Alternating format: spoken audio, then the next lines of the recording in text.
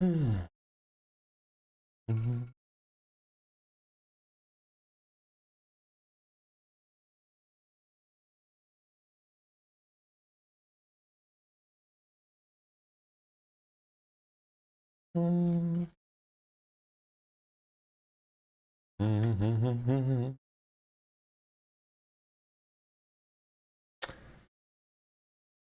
howdy, everybody. Oops, I won't be able to hear anybody. All right, I need to connect my Bluetooth headphones. Sponsored by nobody. Let me just double check to make sure that this is... Yep, okay, we should be all set. Morning, morning.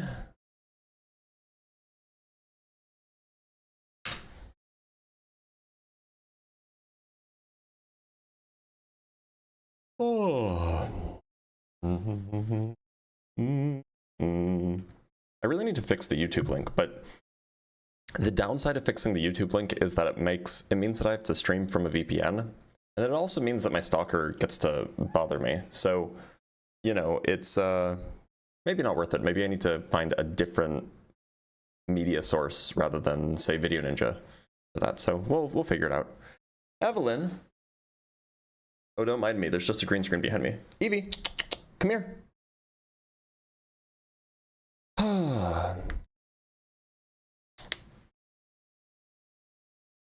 Howdy, howdy. If you are just streaming in, make sure to like the live. Make sure to hit that thumbs up button, ring the bell, hit subscribe. All of those things that the professional YouTubers tell you to do those things. Evelyn. Evelyn is very lonely. And she's been very needy lately because I'm the only one home right now. My wife's with her parents right now because she's helping prep for a party on Saturday. And she always stays with them for a few extra days to help with prep. Evelyn is a kitty cat. Let me go see if I can get her. One sec. Evie?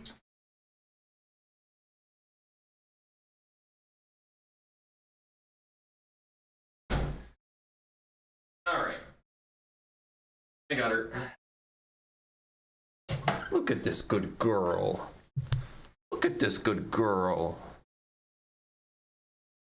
Yeah, we are just starting. Don't worry about it. She's such a good girl.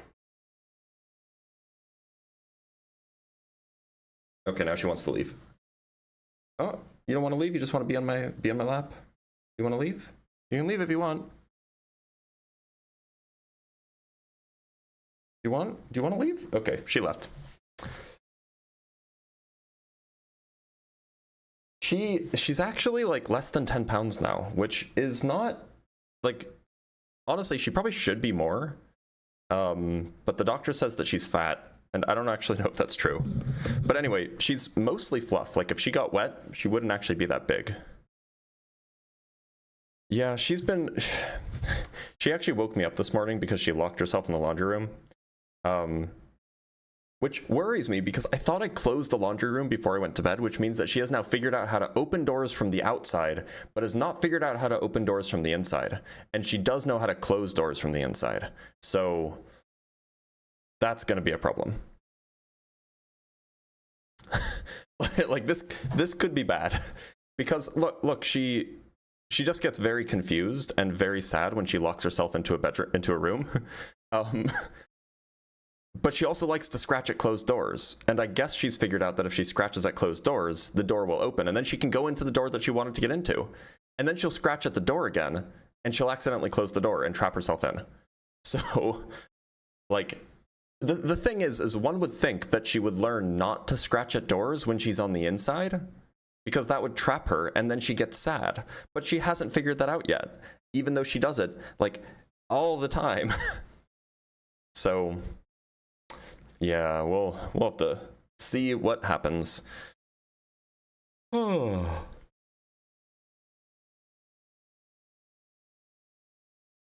She has lots of scratching posts. She has an enormous cat tree. She has 2 scratching posts. She has like a scratching mat or a scratching board or whatever. She has lots. She just likes to scratch at doors, and we don't know why.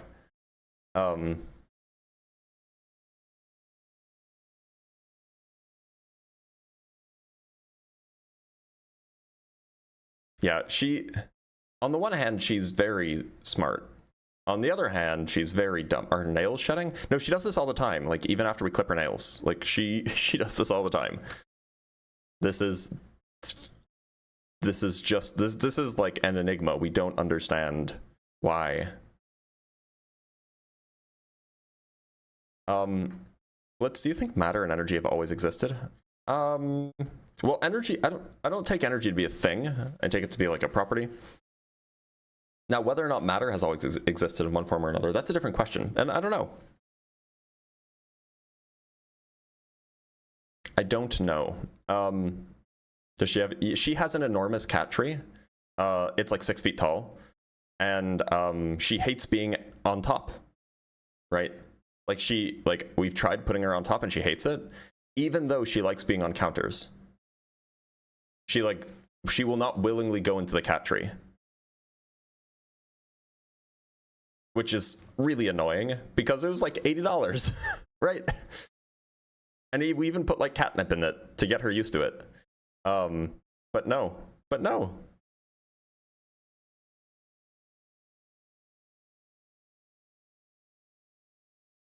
She's also big, so like some of the little like houses in the cat tree are probably too small for her.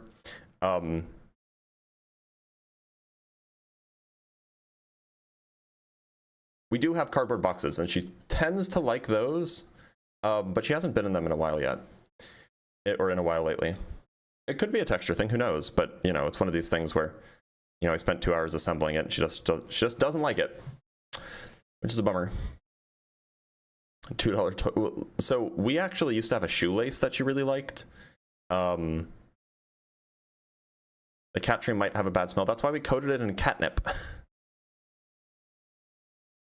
All right, we have a $2 super chat from Boogie.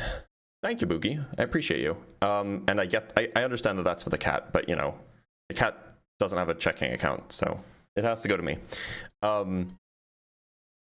There she is, screaming again. So we'll give it another few minutes. We did just hit 9 o'clock, so most people don't start streaming until then anyway. So we'll give it another couple minutes to see if anybody else wants to join for this topic. Otherwise, we'll change topics, which is fine and normal. This topic hasn't been finding a lot of opposition lately. I guess maybe it's working.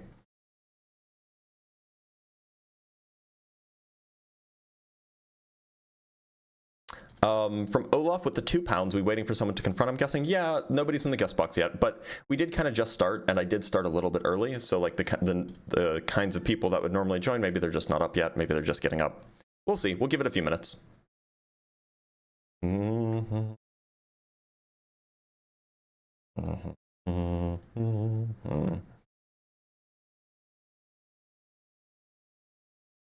Ah, we have a guest. We have 2 guests even. All right, let's bring up Constantine Chronicles. Constantine, how's it going?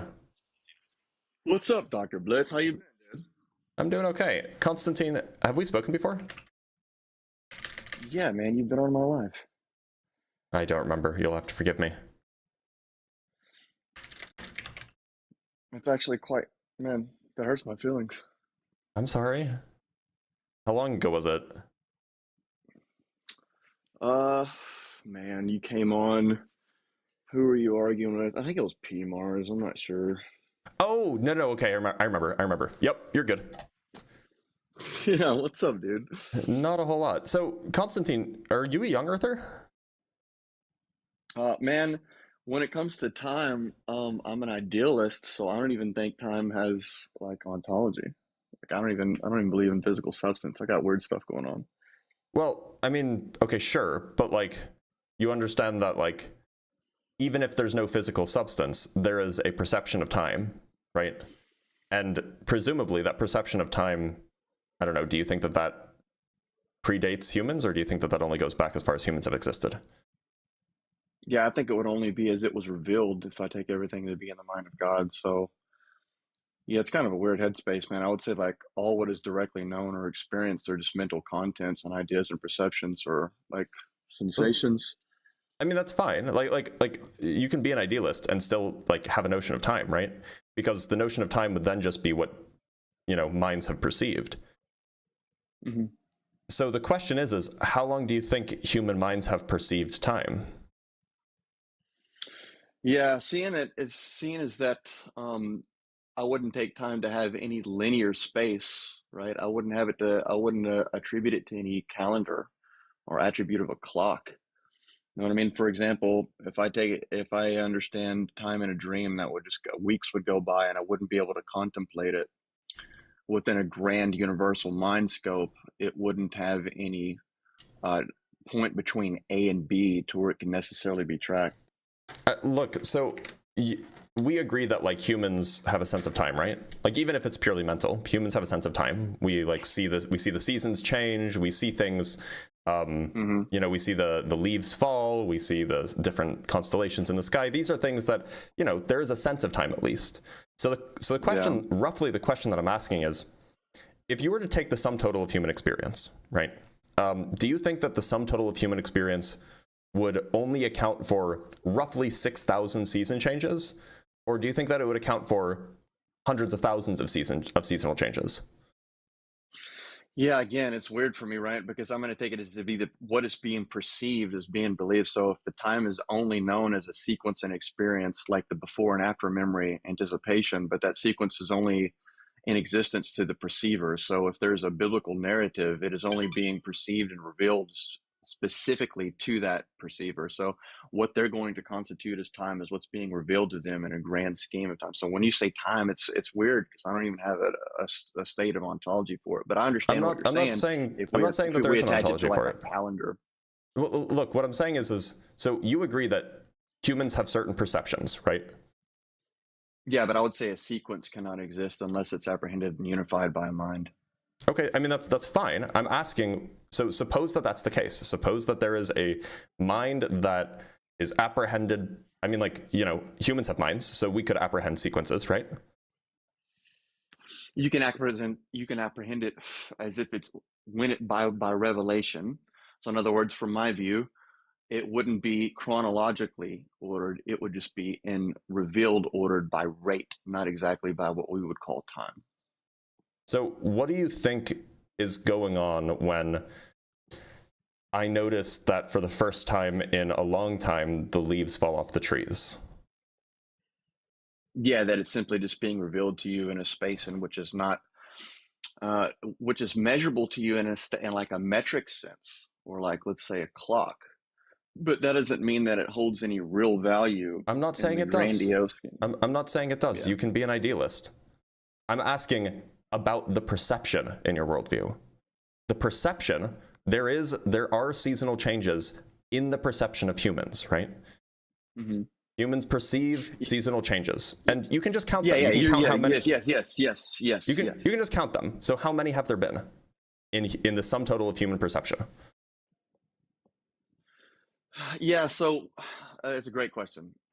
Season changes, whether anyone's looking or not, right? But they assume a few things. So change must be I'm not mind assuming anything. independent. I'm just asking, given since humans have existed, we've perceived seasonal changes, right? Like seasonal changes are like a natural part of, they're a natural part of our experience. Yeah. Same with lunar phases, right? Like they're a natural part of our experience. So all I'm asking is, look, I can go back and I can record all of the seasonal changes that I've experienced, and except for maybe the first like few, I can probably record like 29 of them. I can remember like 29 times where it went from summer to fall to winter to spring, and then I could ask my parents. Now? No, I'm 32, but obviously you can't remember the first few, right? I knew you were saving something off, bro. And then I could ask my parents, how many seasonal changes do you remember? And in principle, they could have asked their parents how many seasonal changes did they remember, and we could have kept track of the sum total of seasonal changes that humans have experienced, right? This is like a thing that is in principle doable, and in some sense, this is what a calendar does. So what I'm asking is, what is the sum total of the number of seasonal changes that humans have experienced across the entire existence of humanity? Yeah. Um, I guess so. The real question is, let me just repeat: how long is so? Maybe how long has God ordered the sequence of seasonal experience that we call Earth history? In other words, I would say age is defined by a number of elapsed temporal intervals, right? So temporal intervals are known only as ordered relations of experience, That's and why in that I'm ordered not relation referring to requires a mind to temporal. ground them. I'm not referring to temporal intervals. That's why I'm specifically referring to seasonal changes, because seasonal changes, they could like, it could be that like one seasonal change is like it has some temporal length, and another seasonal change has a different temporal length. I'm just asking how many seasonal changes From the perceiver is what we could see. We have from to the sum equivocate total of it human to the perception. How many seasonal yeah, from the changes have sum there been? total of from the sum total of human perspective, I'd say the age of Earth refers to a length of just divinely ordered temporal sequences of I'm asking experiences, for not a an independent number. You're layer not giving me a material object. number.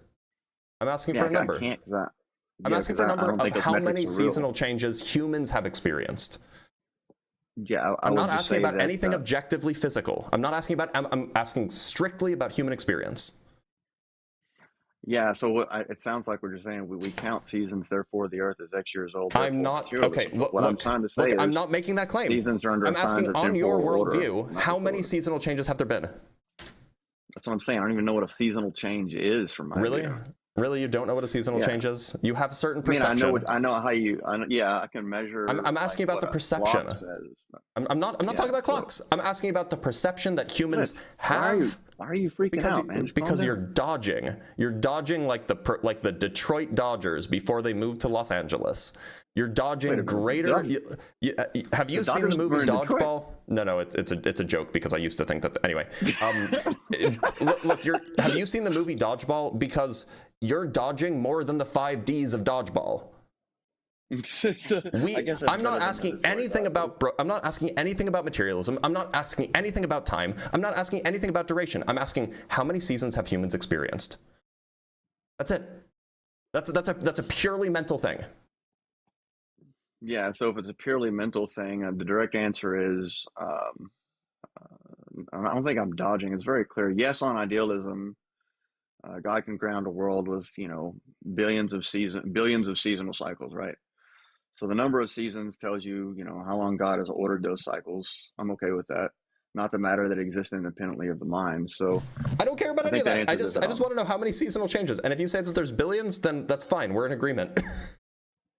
Yeah, you could say that but in that same regard, how it perceives to be even a matter of what in what matters, right?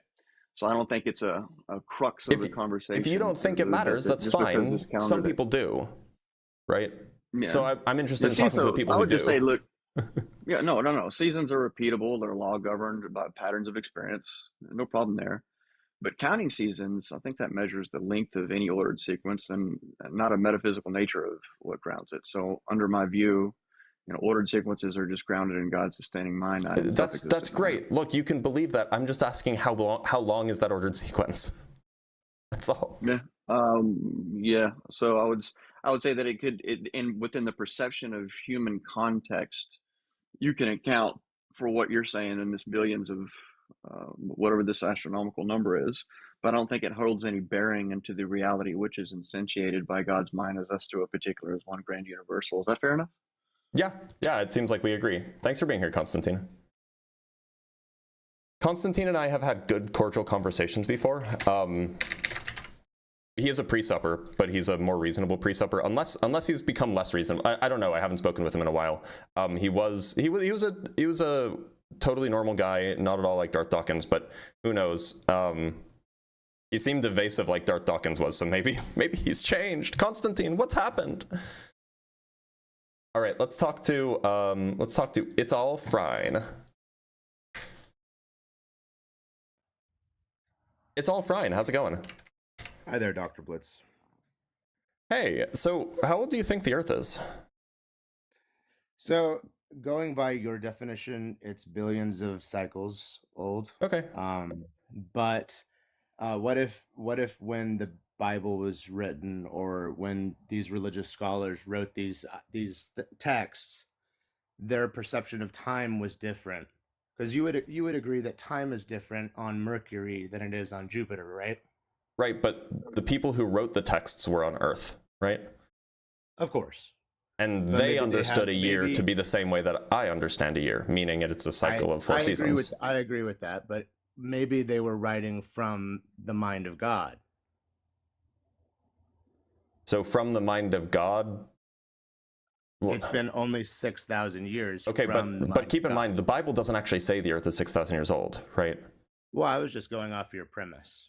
My premise doesn't say the Bible says the Earth is 6,000 years old. Because the Earth isn't 6,000 years old. Right, it isn't 6,000 years old. Do we agree on that? Well, I mean, what I'm saying is that who is defining the age here? Is this It's the number of times the Earth has gone around. It's the number of times the Earth has gone around the sun. Right, but we're talking about biblical texts which talk about things that exist outside of our perspective of time. Right. The Bible doesn't say anything about the age of the Earth, though. So bringing up the Bible isn't super relevant here. Where is this 6,000-year-old? It stems from Archbishop Usher. Okay. And then for some reason, evangelicals latched onto it a while ago, and now they just say it. Okay. So I'm not going to sit here and say that the Earth is 6,000 years old. I don't believe that it is 6,000 years old, but I do believe that, it's possible that when people wrote these texts about these highly philosophical ideas about the origin of the universe, that possibly their perception of time was different. Maybe it was, eons of time. But they didn't write anything about this. They didn't say the Earth is 6,000 years old. Nobody wrote that. Except for that one person. Except for that guy 1,500 years later. Right. But people respect that writing. Right. But like that, this has nothing to do with the text of the Bible, right? I understand that, but that's based on his interpretation of biblical of his research. Yeah, it's his interpretation. So the way that he came up with this age is by basically adding up how old people were, right? So you can look in Genesis and it says that Adam lived to be 600 whatever, and then Seth lived to be 612 or and he just a very long time. He just added up a whole bunch. He just added up a whole bunch of ages, and then he ended up at then he ended up with David, and then in the Christian Bible in the New Testament, there's another genealogy that describes going from David to Jesus, and then you can kind of work out a date from there. But the point is that it doesn't say anything about the age of the Earth. It says things about the age of the people, and so these are inferences, right? Yes. But the point is if you're suggesting that the people who wrote the Bible were actually referring to like when they said that Methuselah was 900 years old when he died. If you're suggesting that actually refers to a much longer period of time, that's even more absurd, right? No, I'm saying it refers to a smaller amount of time. If it referred to a smaller amount of time, then that means that the actual age, according to the the Usherian calculation, would be even younger. It would be 4,000 years or something like this. The original argument you were making was that maybe they were talking about from God's perspective. All these ages were God's perspective, which should have been longer, right? Yes. So you can't have it both ways, really. Yeah. Well, yeah. That's fair. That's a fair assumption. So you're an atheist, right? Yeah. So I'm a spiritualist. I'm not going to sit here and say I'm like a biblical scholar or anything. I don't know much about the Bible. I've watched a lot of your debates, so I know that you're at this point you're almost a biblical scholar at this point. I wouldn't say that. I wouldn't say that. Well, you have a great knowledge of how to tear down different ideas from different religions and stuff because of your beliefs. And I'm a spiritualist, so I basically I'm not a religious person. I don't follow any traditional religious belief, but through my experience in my life, I have had a feeling of God, a feeling of something bigger than myself. And I know, there's a lot of explanations for that. It could be just a personal feeling that I have. It's all fine. This is just not on topic today. If you believe in God, fine. The topic today is about the age of the Earth, though. I got so I'm gonna let you go. Yes, I was just I got you. Thanks for being here, bud. I do try to keep people on topic. It is part of a new arc of you know, being linear. We have some super chats, and then we'll bring on our next guest. So let us read some super chat. So from just some guy with the $2. Thank you, man. This dude is an elite dodger. So Constantine, it seemed like pulling teeth trying to get him to say, yeah, like God could have instantiated a sequence that is billions of cycles long. Like, it just seems easy to, like, he could have just said that. Anyway, Binary Ghosts with the $5. Thank you, man. The Earth is 3 hours old. The universe about 7. The simulation hasn't been running that long. There you go. From Tim Davidson with the $5. Hey kids, spring and fall is what we called it when there used to be a time between the scorch and the freeze. Yeah, right? Isn't that so funny? When I lived in Europe, which is a fun thing to say, by the way. When I lived in Europe, I was talking with my supervisor / mentor, and he mentioned how, 20 years ago, so there was an annual conference in the hills of the Czech Republic, in the southwest part of the Czech Republic, that they're like kind of high up, and it gets kind of cold, and so they get pretty snowy. And 20 years prior, it would just snow all the time during that winter conference, right? And so much so that people could go skiing. But for the 3 years that the 3 years that I went there was just like no snow. It was just cold, but there was like no, and so like climate change. It seems like it. Anyway. From RJ Duhan with the $5. Thank you, RJ. I'm Catholic. Thank goodness that I wasn't raised with wackadoo science. Also, I recommend reading the Summa Theologica by Thomas Aquinas. I will never read anything by Thomas because Thomas is useless. But I appreciate that you don't think that the Earth is 6,000 years old. All right, let's bring on our next guest, Austin Joe Dude.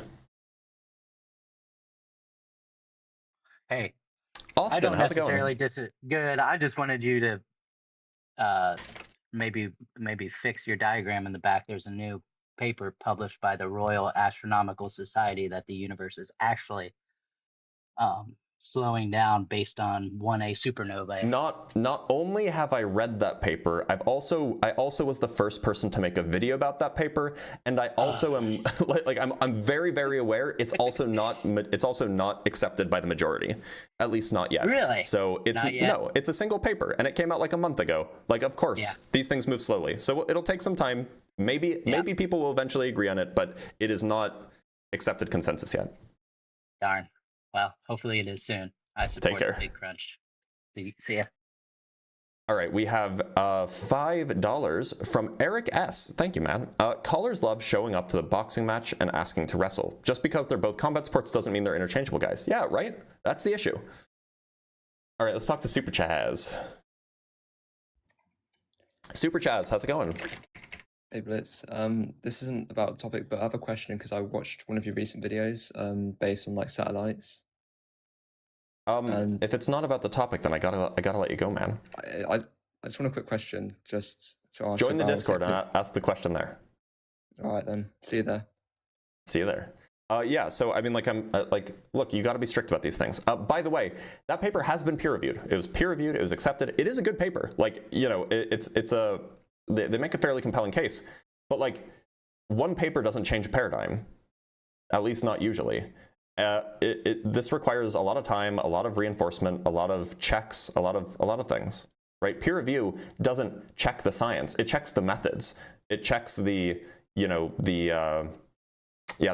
really the right way to say it. It like checks the methods. It doesn't actually like redo. Most of the time, it doesn't redo the data analysis, for example. All right, let's talk to Lumberjackpot. Lumberjackpot, how's it going? I'm doing good. Thank you for asking. How are you? I'm doing all right. I take it that you're not a Darth Dawkins fan. Yeah, absolutely not. Fair. But how old do you think the Earth is? I think the Earth is 4.3 billion years old. I actually had a question. It's the wrong answer. It's the wrong answer. It says join if you disagree, right? If you want to ask questions, there are places to do that. You can ask questions via Super Chats, obviously, or you can just join the Discord and talk with the other like-minded people there in the live chat who might have an answer to your question. It's just like, unfortunately, sorry. I just had to answer something. I'm going to join to dodge and avoid. Yeah, that sounds right. Look, if you have questions and you like love my content and then you get kicked, I'm sorry. I know that feels bad, but I got to keep things straight, okay? David, how's it going?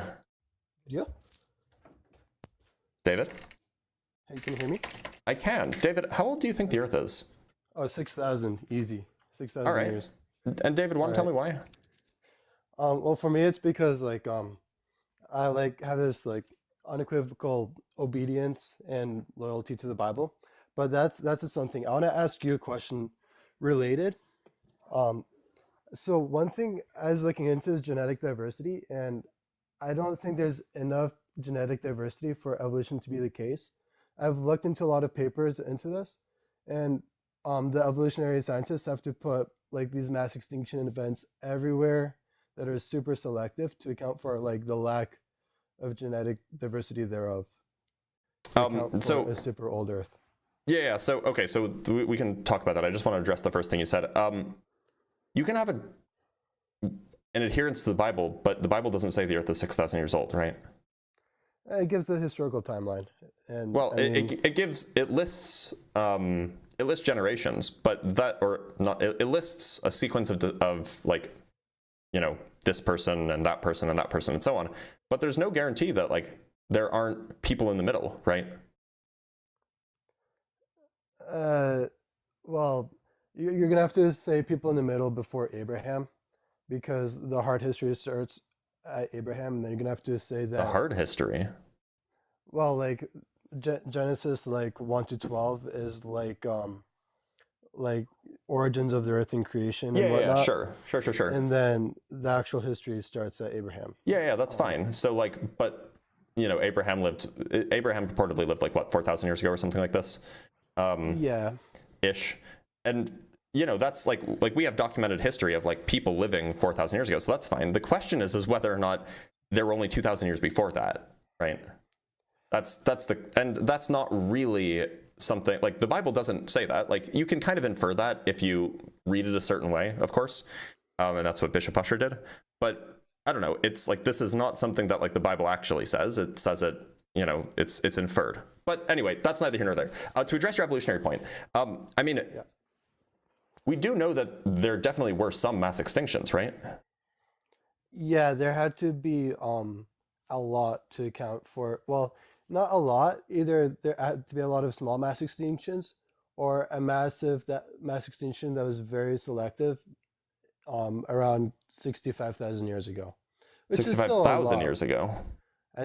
Well, I mean, I'm going off memory. I think it was 65,000 years ago was like the last selective, like massive. I'm saying selective because I had to wipe out some complete populations, while also leaving some populations completely intact.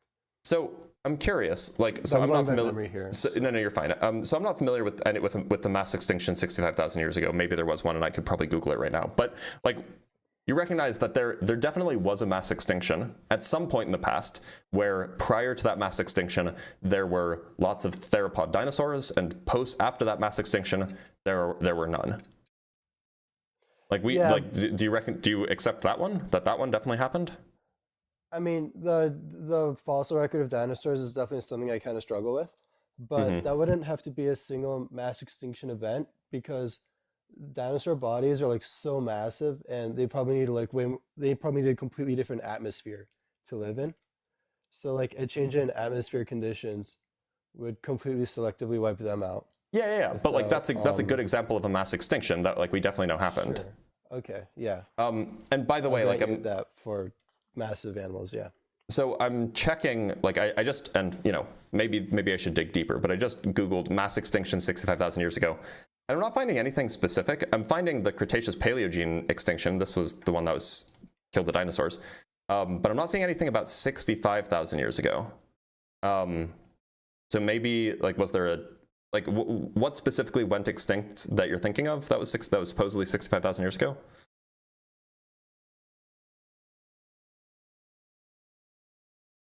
Oh, I can't hear you when you're off the app, by the way. Yeah, I'm not. Okay, I'm back. All right. You're fine.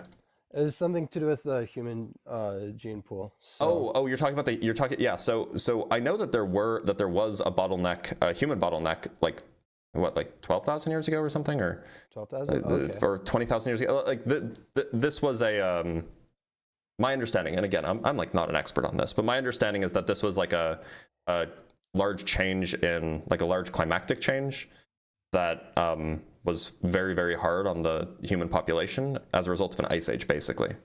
That's my understanding. But like large climactic changes, these are things that you would expect to cause significant changes in the flora and fauna on the Earth, right?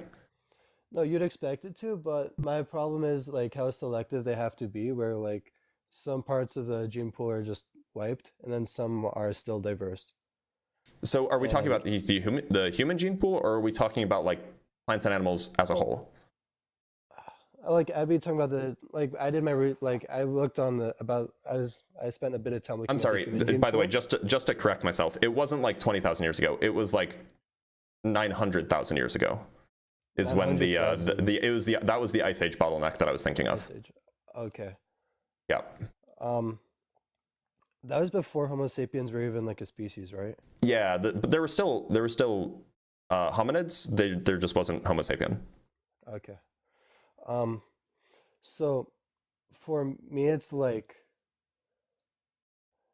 I think that happened at the same time. Like I was looking at specifically for humans, but I'm assuming if there's something that like wiped the humans, then it'd have wiped everyone else as well. But maybe I'm wrong for that. So what's the contention here that this didn't happen, and therefore we have reason to think that like evolution doesn't check out, or? No, like I think it's more plausible that like life is created with a set amount of genetic diversity that we can account that like is allowed to evolve to what we have today, versus I think if it is a natural slow evolution, the genetic diversity should look completely different. And on what grounds do you I guess I should ask, like, how should it look if it was just a natural evolutionary process? I think it should be like a freaking rainbow. Like, well, like even among humans, like the biggest like diversity we have is like the melanin levels. And like if you factor out like the genetic differences in people with different melanin levels, like we're all genetically super similar.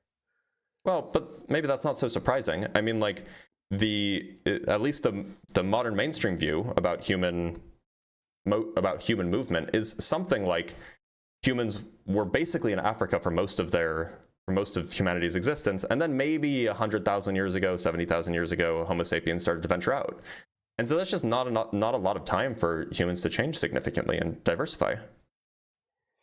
Yeah, but like for their time in Africa, I think there should have been like, well, you can say that like the black genes, like they'll have like bigger noses, so they have more air intake, or more melanin protects against the sun, and the air intake is needed because there's lower air pressure or higher air pressure, what have you. So you can say that like the amount of genetic diversity, like in like let's say the black population pool, is what makes sense for like natural selection and survival. But I think with the amount of time they spent in Africa versus as soon as like they started becoming whiter, they moved to Europe and Asia. I think still like within the black population, then still should be a lot of genetic diversity that we there is. I mean, like if you look amongst it, in fact, if you take two random people on Earth, let's say that you take like a random European person and a random Chinese person, they will have more in common than if you take two random people from sub-Saharan Africa. Is that true? Yeah, so, the sub-Saharan African population is the most genetically diverse population on the planet. Because, well, I looked into that recently. I'll admit I used ChatGPT for this part because I don't have access to that many articles. But ChatGPT said they're like actually super similar, but I'm gonna have to look into that again. I'm not a student or anything, so when I look up articles, I usually just have abstracts to work with 99% of the time. So, just as a word of advice, you know, so are you familiar with DOI numbers? DOI? Yeah, it's just like I don't actually know what it stands for, but like you can go onto like any sort of journal, and if you scroll down, sometimes it'll either be like right under the abstract, or it'll be like at the bottom, and it'll basically just be like a link to the journal publication, and it won't be like a free link, like you would need to log in or whatever, but it gives you like a link. And if you copy and paste that link into some illicit websites, sometimes you will be able to get that article without paying for it. Now, you definitely shouldn't do this because it's illegal and you will definitely get in trouble. But, and so that means that you definitely shouldn't go to sci-hub.se. Definitely don't go there. It's very illegal. It's piracy, and piracy is bad. Never go to sci-hub.se. Just to make sure that you don't go there, I will tell you how to spell it. It's sci-hub.se. Don't go there. If you go there, you could get in a lot of trouble. And if you do end up there, definitely don't paste the DOI URL into the chat box, because then you may get caught for piracy. So definitely don't do that. Terrible. Okay, It would be I'll look into atrocious. that. It would be atrocious. You definitely shouldn't look into it. But anyway, so yeah, I mean, like, and I could go pull something up for you if you wanted to, but just like a quick statement, like I just typed in, and again, Google AI, who knows how reliable it is, but at least according to Google AI, African populations have significantly more genetic diversity than any other group outside of Africa because modern humans originated there. And one of the resources that they cite is a paper that was published in Cold Spring Harbor Perspect Biology, where they examined genetic variation and adaptation in Africa. There's also a paper that was published in Genetics, which is entitled "Larger Genetic Differences Within Africans Than Between Africans and Eurasians." So yeah, I mean, like, this is a pretty well substantiated point. It is surprising because a lot of the traits that we use to tell people apart is basically skin level or like surface level. It's very skin deep. But the more the genetic changes. I can't form a sentence. The more genetic changes there are, the deeper the genetic the deeper the changes occur. So it doesn't take a whole lot to change what someone's outside appearance looks like. It takes a lot more to change how somebody's organs work or how somebody's blood is. And so that's why we might not see these variations, but they're still there. All right. Well, thanks for your time. Yeah, of course. I'll look into all of that. Definitely don't go to sci-hub.se. Definitely don't do that. You might get in trouble. All right. Sounds good. Have a great day. All right. God bless. Take care.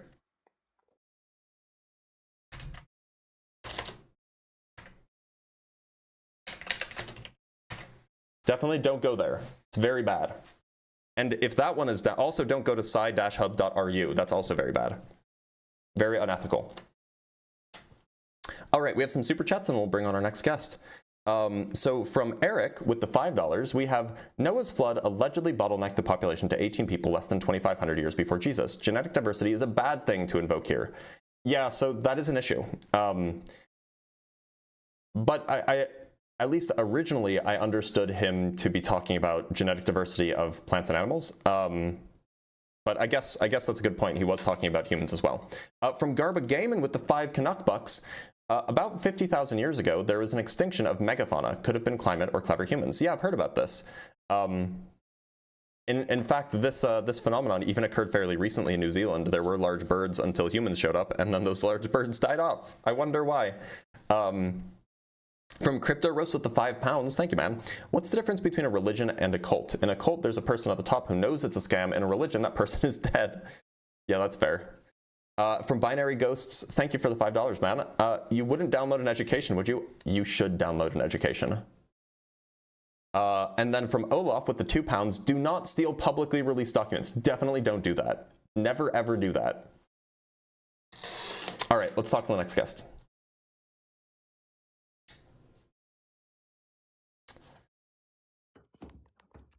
That Frogman, how's it going? Great, how are you? I'm doing all right. Can I call you Frog? Yeah, that's fine. Okay, Frog. How old do you think the Earth is? So I believe that it could be either or.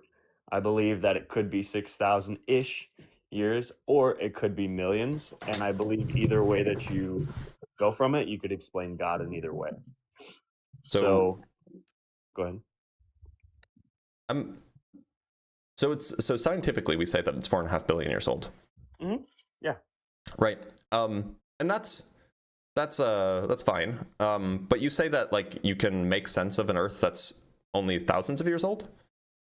Yeah. So I guess the point of view from 6,000 years old would be, to me, would be if the Earth is roughly 6,000 years old. If you look into the Bible, this is obviously assuming that you believe God is real and the scriptures and all that. If you look into the Bible, when he talks about, for instance, creating Adam, so whenever he creates Adam, it's not he doesn't create him as far as like starting as a baby, he grows up, that sort of thing. When he creates him, he's immediately, they say maybe a 20 or 30-year-old man, right? And But so how old is he actually? who, Adam? Yeah. Well, he's created. based on what our estimate is roughly 20 to 30 years old, right? No, I mean, how old is he actually? Not like how developed is his biology. I mean, like, how old is he? So that's kind of the point I'm getting to, is that if we think that whenever God created him, he was essentially what we would say would be instantaneously 20 to 30 years of age, but as humans, we would perceive him as 20 to 30 years of age, but as far as how God created him, he was created within that moment. And so if you So he'd be like 0 years old. He's just is as developed as a 20 or 30-year-old. Exactly. So if you think of it in that way, and you think about the earth and the world, that same principle would apply to, for instance, trees, the world, and anything else within the world. So within that moment, God created everything, right, is what he says. And you've got the trees, you got the world, water, all that kind of good stuff. And if you take that same principle and apply it to those same things, then it would be perceived that trees, the world, earth, etc., are X years old, maybe millions, billions of years old, although he created them instantaneously. So I believe that's a way that you can say that God is real, the earth is roughly 6,000 years old, while also simultaneously taking our perspective that it is billions of years old. Does that make sense? Well, not really. And so to explain why, I have to ask a question. Why do you think God created Adam as developed physically as he was? Like, why did he create Adam as an adult? That's a good question. I think I don't know for sure the answer to that. I think there's a lot of things that, like, really anything in life that we don't know 100% the answer. But my guess would be similar to the earth, is like he created everything instantaneously. He wasn't going to create Adam from being a baby because he wouldn't have been able to take care of himself. Right. Or, anything like that. That's the first explanation that I've heard. And that, that at least makes sense in the story. Adam's supposed to be able to, pick the fruits and, take care of himself. And so if God had created Adam as a baby, then that wouldn't have worked. Right. So there was a reason why God created Adam with, with like as physically developed, right, as like an adult with an adult body. So why then would God have created, various crystals found in the dirt with an adult body? Why would he create them as if they had aged 4.5 billion years? So I think it would be a somewhat similar kind of concept, but I think it's more so because he has the power to create it all instantaneously. And in that moment, he went through that process and created it all, rather than, because otherwise then you're talking about, if you're believing that there's an almighty, great, powerful God, then it really doesn't make sense for him to create, right, like a rock with absolutely nothing on it. Well, no, he could have just created it with, like the little crystals that we find in the ground with the age of 6,000 years. Or with 0 years. My question is, so we have an explanation for why God created Adam with, physical maturity, right? We have an explanation because he needed to be able to take care of himself. Yeah. What's the equivalent explanation for why God created the earth with physical maturity? Well, I think and maybe I'm misunderstanding your question, but I think that's kind of what I'm trying to get at, is that I believe it's a similar thing as where he created everything perfectly within his vision that is I guess correct or perfect in this moment, but same as Adam is, it has that perceived age to it, even though he created the world to be perfect instantaneously, because that's kind of what he says. He created essentially the perfect world, and so he Right, made but it within that moment. look, so I asked a question about why God created Adam with physical maturity. So why did, and the answer is, it was a practical answer, right? Like, if God had created Adam without physical maturity, like as if he were an infant, then he wouldn't have been able to fend for himself. So what is the practical explanation for why it was better to create the world with physical maturity as opposed to creating the world as if it were new? So my explanation would be that it's because he created the earth to be what in his eyes is perfect in that moment. Why is it perfect for it to look older than it is? But that I would say it's not necessarily that he created it to be perfect to look older. He created it to be perfect exactly in that moment, rather than creating it to, I guess, grow to eventually be perfect to where in his mind over time. But look, there are, so the way that we figure out how old the Earth is we look at certain crystals called zircons. This is like the most reliable way. We look at certain crystals called zircons, and then we look at like how much radioactive decay has happened inside the crystals, right? Yeah. And these crystals are like, you know, they're like tiny little things. They don't really have an effect on like really anything in everyday life. Like, they're not really important. They're not really gemstones. Like, they can be, but the stuff about impurities is not really relevant to whether or not they're gemstones or not. So why did God make the zircons as if they were 4.5 billion years old? How is that more perfect than making the zircons as if they were a day old? Yeah. So to be honest, just to be real, I don't think we're going to connect on an answer one way or another between you and me on this thing specifically, because I guess the way I'm explaining it is the only way I can think to explain it. But you haven't given me an explanation. You just said because it was perfect. And so I'm asking, like, why is it more perfect to appear 4.5 billion years old than to appear 1 day old? But I guess that's what I'm trying to explain, that I guess isn't coming across to you, which is okay. Is like, that's what I guess what I'm saying is that I don't feel like I'm explaining the way that you're understanding, and then it like that, which is okay. But that, I guess that is my answer, is just like Adam, he believed the earth was perfect, everything within it, whether you think it's significant, whether somebody else thinks it's significant, pieces of the earth, he created it perfectly in that moment, and it is essentially But you can't compare with Adam, because Adam has a practical reason for why he was created with age, right? I'm asking for the practical reason for why the zircon crystal was so what is the practical reason? Well, I mean, I'm just saying, I'm not going to say the zircon crystal specifically is. Well, that's the thing in question, right? Like, what is the practical purpose of that thing appearing older than it is? That's what I guess I'm trying to get at, is that is part of the earth. And well, that's what I guess what I'm getting at, is the earth as a whole. He could have made, look, I mean, he made Adam appear 32 years old, and he made the earth appear 4.5 billion years old. So he can make different parts of the earth appear different ages.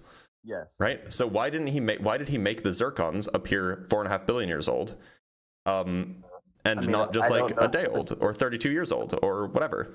Yeah, so I guess to answer your question is, I can't give you an answer about zircon specifically because it's not talked about in the Bible. The only inference, I guess, that I could get based on what we know about Adam, his creation, all of that, is that in general of the world, not anything specific, but generally the world would have that same idea where he created it perfectly on that day. And so that Adam, now that who he created, can live and flourish with, eventually came to be Eve, together in this world that is perfect at that time.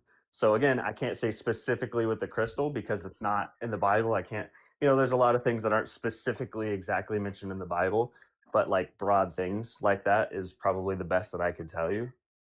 But it's a little weird, right? Because like, when we see that something is done, intentionally, the age of these things, the apparent age of these things having been done intentionally, of course, God doesn't do anything unintentionally. So typically those intentions have a reason. And in the absence of, and we have a reason for Adam's age, we could even say that, maybe it needed to be 100 years old so that like the trees and the fruits could be developed. That would be a good reason, right? For why God created the garden with fully developed trees so that Adam could eat from the fruits, right? And so that would explain why these trees have, the apparent age of 50 years or 100 years, whatever they are. Yeah. But we don't have any explanation for why the rest of the earth was created with such extraordinary age. And it's not just the crystals, right? Like we can look into the like ice core data in Antarctica, and we see that there are like seasonal variations that go back 100,000 years. We can look at like all sorts of different things, and they all seem to have, like, according to this concept, they all seem to have been created with more age than they have. And the only explanation I can think of is that God wanted us to think it was older. Yeah. So I guess I think I understand what you're saying now. I didn't quite understand before. So what you're kind of what we're talking about is you understand that if God was making the trees with the fruits and bushes with fruits and things that they would need to survive, that are a couple hundred or 1,000 years old, then you could understand that piece. But as far as millions or billions of years old is kind of where you don't. It just it's that like doesn't make sense to you. Like in a sense. and like maybe God needed to create the earth with maybe for some reason it was necessary for like the Garden of Eden to be in a valley, in which case you would need time for erosion. And so like maybe that part of the world should appear older so that there would have been time for erosion to have happened. But like there are things, and so like maybe you can come up with some explanations, but some of these things are just not relevant for human survival. Like, why is the number of ice layers, the number of seasonal changes in the ice layers in Antarctica relevant for like a human experience? Like we didn't even figure out that those things existed until like 100 years ago. Same with like the zircon crystals. Why is the amount of uranium in a zircon crystal relevant for human experience or human flourishing?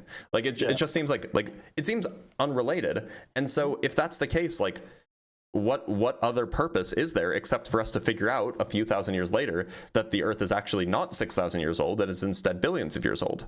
Yeah, definitely. And I could, I guess what I would say to that is, as far as the Earth itself and outside of trees and living things of that sort, but more so of the formation of the Earth, I think you would go along with the same concept of, if you look at science like the Big Bang, for instance, I believe the Big Bang's true as far as the scientific explanation. I think that's the scientific explanation of how God did it. And there's a lot of things similar to that I believe in. But I think that would be similar to the Earth, is right. You could say and look at the Earth being millions or billions of years old. And again, that same principle would apply, because that's essentially, as far as how we know time, that is how long it would take to have those processes as far as science is related.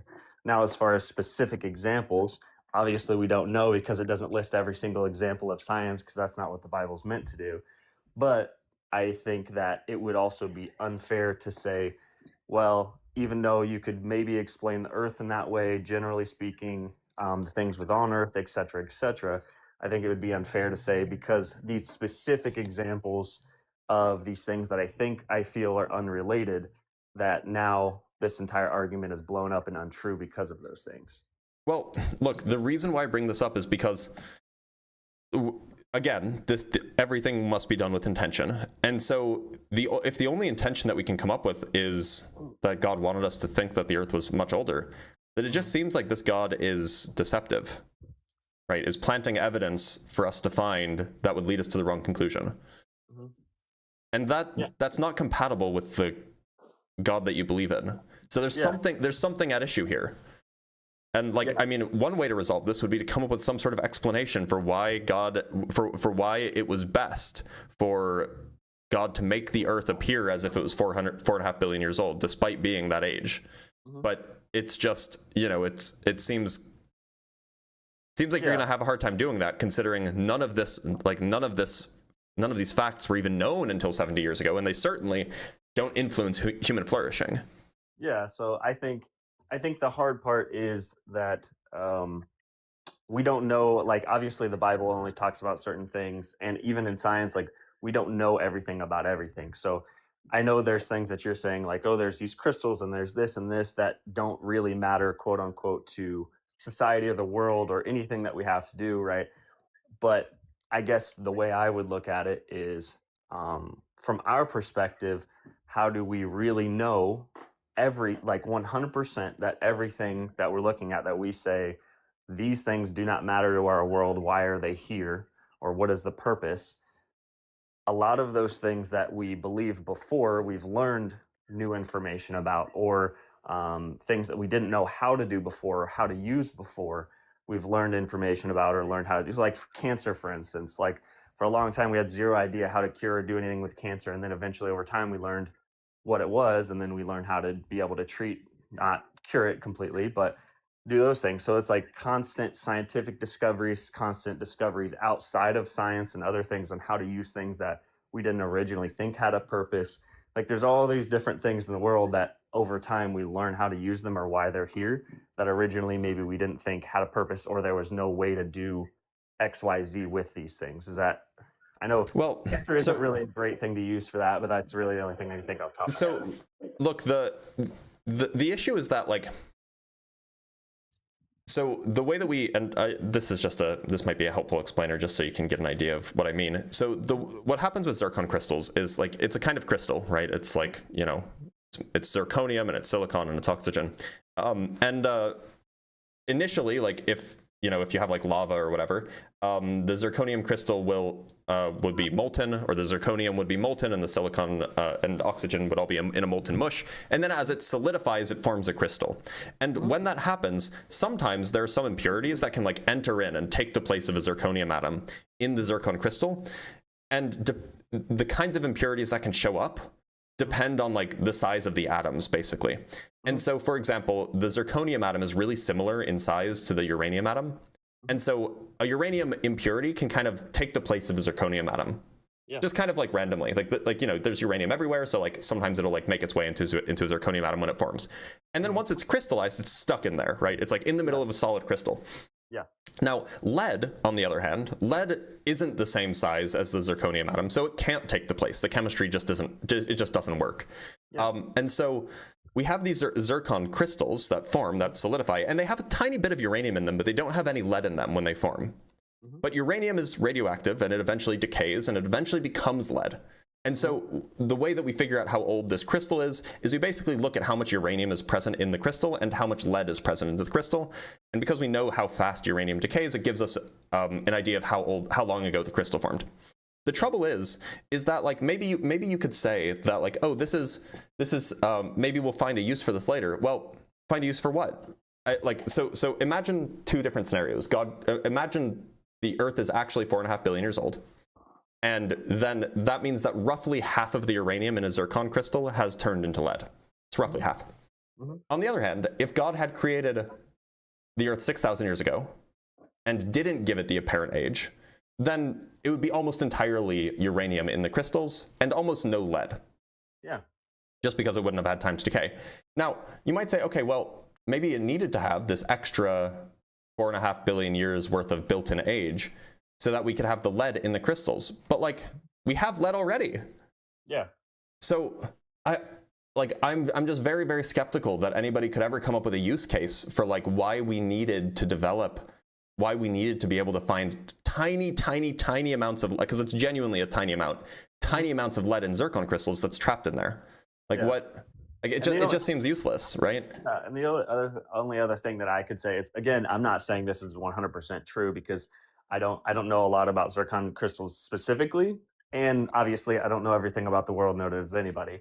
But I mean, another thing could be maybe it doesn't have a use per se as far as us, but potentially whenever, again, God created the world, because like I said, I believe in the Big Bang and a lot of those scientific things that go with them, and that they're the scientific way to explain how God created the world. Maybe those being created are just part of the process that happened whenever he created the world, just like the Big Bang and other scientific theories. Well, it is part of the process. Like, this is like a natural phenomenon. However, that process takes billions of years. Right, but that's like you're saying. But what we're saying is the exact, like, if you take that exact same principle we were talking about before with Adam and having aging, even though he was made instantaneously, the world and the trees and everything else being created instantly, but still having that perceived age to us, that would be the same exact thing. But then the process didn't happen. Then the Big Bang never happened, right? What do you mean? If what you're saying is true, if the Earth is actually only 6,000 years old and God just created it all instantly, all in place, then the Big Bang never happened. I don't think that's true. No. So the Big Bang describes an evolution of the universe from a very small dense state to its current size over the course of 13.8 billion years. Yep. If you're saying that everything was made 6,000 years ago, as is, roughly, maybe some changes have happened in the last 6,000 years, but roughly as is, then that means that there was no Big Bang. There was no 13.8 billion years of evolution, right? I don't agree, because I think you take that same principle that with everything else, just like Adam, is that the perceived age that we look at with the Big Bang, that perceived age because of, again, that immediate creation, is, as far as what we see, that age is correct. As far as the timeline in which God made it is not. And so that's why I think both could be true, is that the Earth is 6,000 years old potentially. I also, like I said, I also agree that it's possible the Earth's not 6,000 years old and it's much older, and you can still explain God through that way.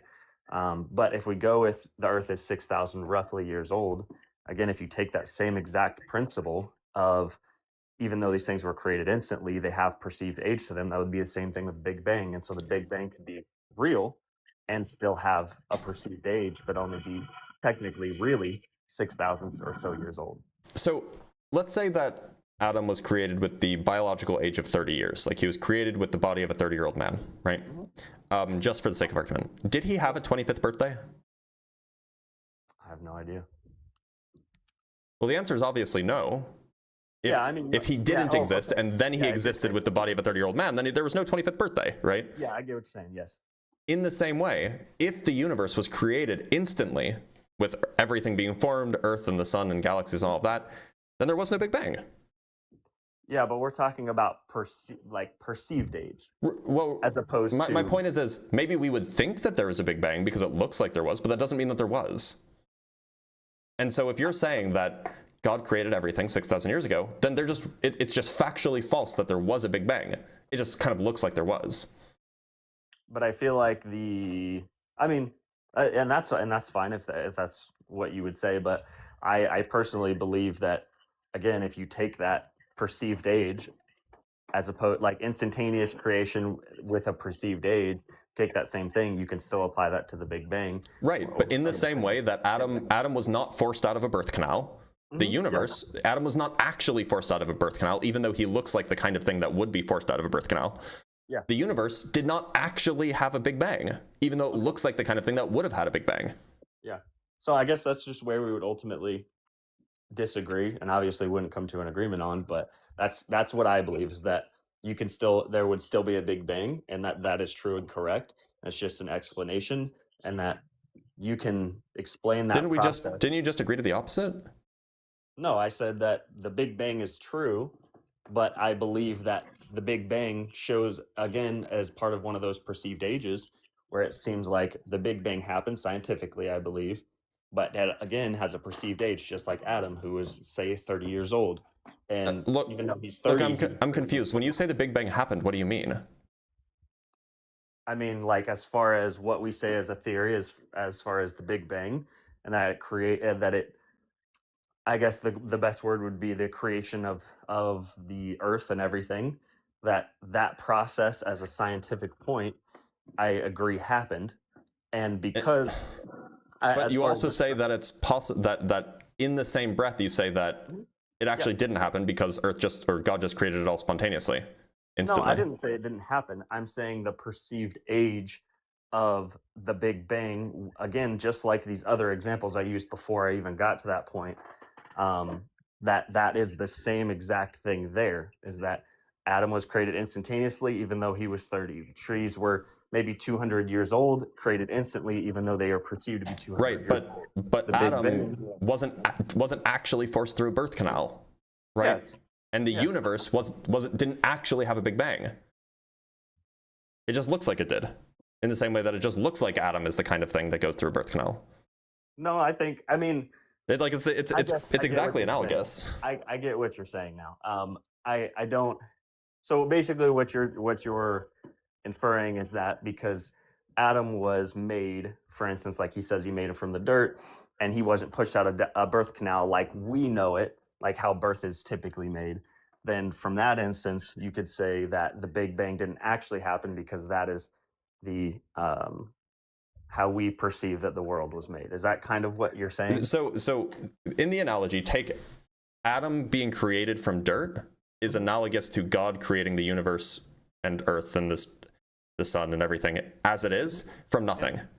Yes. And Adam being pushed through a birth canal is analogous to a rapid expansion of a very small, hot, dense state. Mm-hmm. In that these are both events that, given the current data we have, look like it looks like that's what happened in the past. We're just wrong about it. If we looked at Adam, if you had no idea who Adam was and you went back in time and you met Adam a few years, a year later or whatever, you would look at me and be like, oh yeah, like 32 years ago, you were pushed out of a birth canal. Yes. But you'd be wrong. In the same way that if we look up at the sky and we analyze all of the data, we would say, oh yeah, the universe was very small, very hot, and very dense 13.8 billion years ago, and then it expanded. But we would be wrong. I hear what you're saying. I understand what you're saying, and I guess that could be true. I suppose if the way I'm talking about it, but I don't. I just believe that I personally believe that the Big Bang did happen in a sense, but it's just the scientific explanation, like that of how, like, essentially he snapped, like, right, because in the Bible it says when he created it, he said there will be light, right? And the explanation of Big Bang, granted, obviously I'm not going to go down the whole rabbit hole of energy and all that kind of different stuff, but eventually there was an explosion of light, which is a similar thing. So I believe that it was the scientific explanation of how God created the world. The Big Bang is not just a rapid expansion. The Big Bang is the entire evolution of the universe over 13.8 billion years. I know. I just wasn't trying to go down a huge rabbit hole of the entire Big Bang, because obviously that's a massive theory and there's a lot to it. But I just mean, as far as like a quick understanding of it, that's why I believe it's true, is because essentially in the Bible he stated it in a very short, simple way. But they have like nothing in common, right? What do you? Light didn't even exist in the very early universe, right? Mm-hmm. Like there was stuff before light existed. Yep. And so like there is nothing in common between like a Big Bang account of the evolution of the universe and the Genesis story. I don't know how to explain this without going down like a 4-hour rabbit hole. So I guess I'll just concede to that point, because I could potentially explain it in the way I'm trying to mean it, but I think it would take a lot of rabbit holing down the Big Bang and the creation of the Earth. That would take like a really, really long time. But so I'll just concede to that point that you're saying. But I do have a different point of view. Okay, well, maybe we should just end it there then. Yeah, that works. Yeah, that's cool. I appreciate the conversation, though. Obviously, neither of us are going to agree, but I appreciate the conversation. I'm always trying to learn myself about science and other things in different perspectives. So I appreciate you taking the time. Yeah, of course. Thanks for being here, Frogman. Yeah, have a good day. Oh, sorry for cutting you off early, man.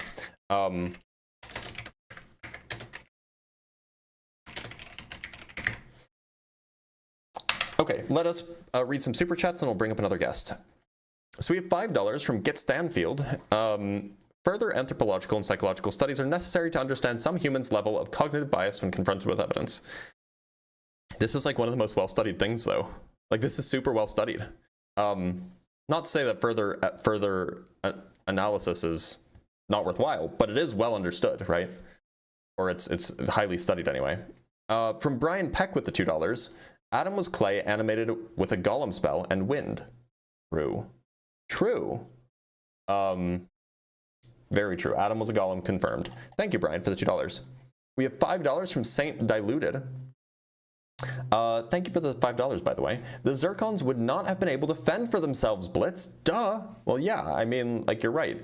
Unless the Zircons had a little bit of lead in them, how else could they have survived? And we have $50 from CSS. Thank you so much. That means a lot. Thank you so much. Oh, I also missed a lot of super chats, a lot more super chats, but I'll make sure to get to those. Science background here, astrobiology. 6K argument is disingenuous. The Bible says a year referenced is according to the years of God. A God year equals 1,000 upon 1,000 upon 1,000 years.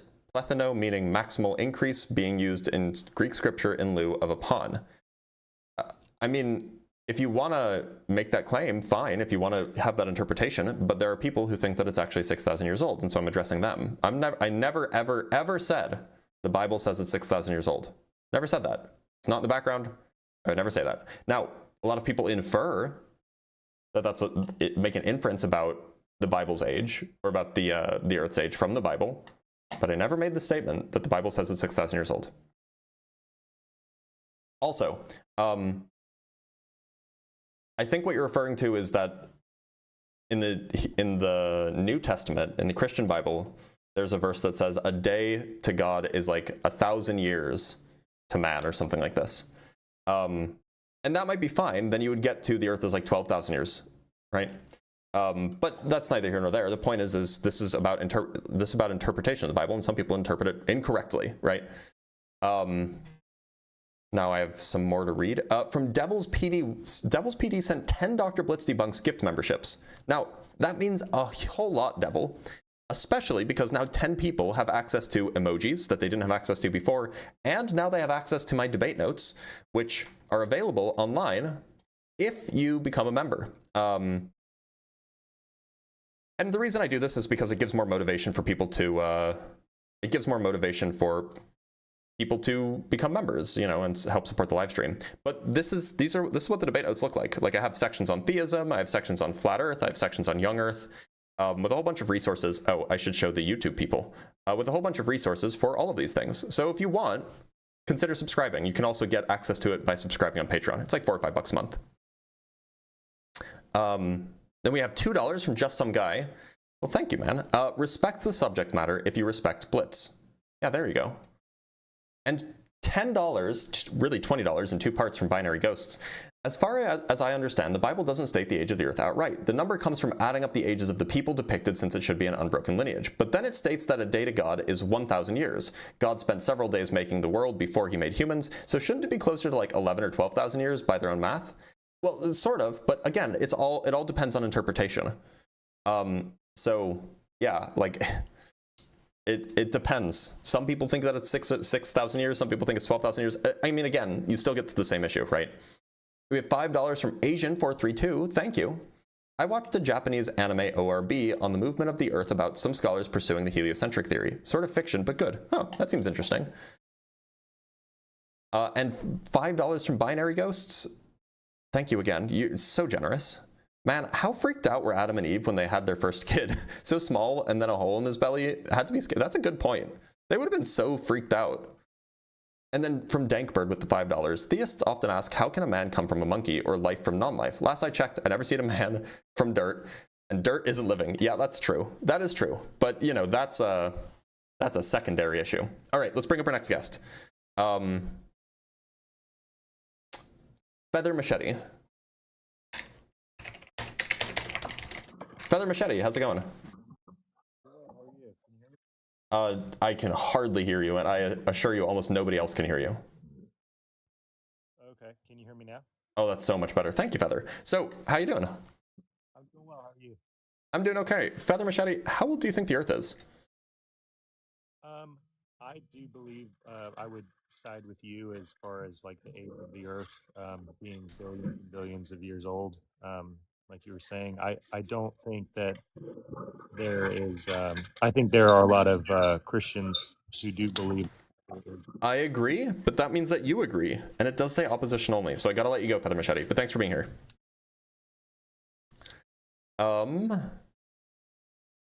Let's bring up Chris.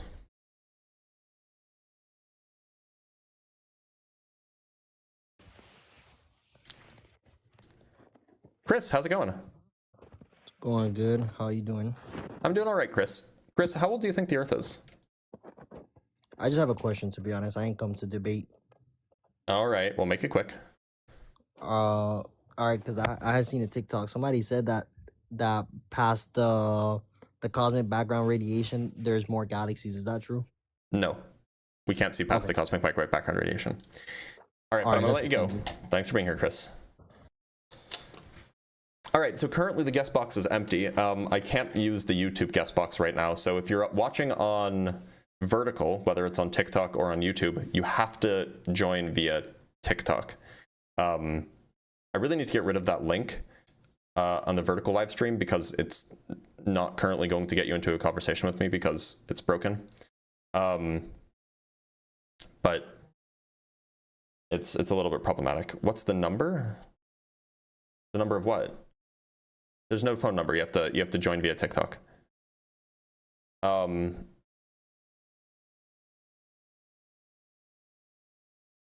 do you call? You have to join on TikTok. That is the way. If you don't want to, then you don't get to, I guess. Yeah, there is vertical on.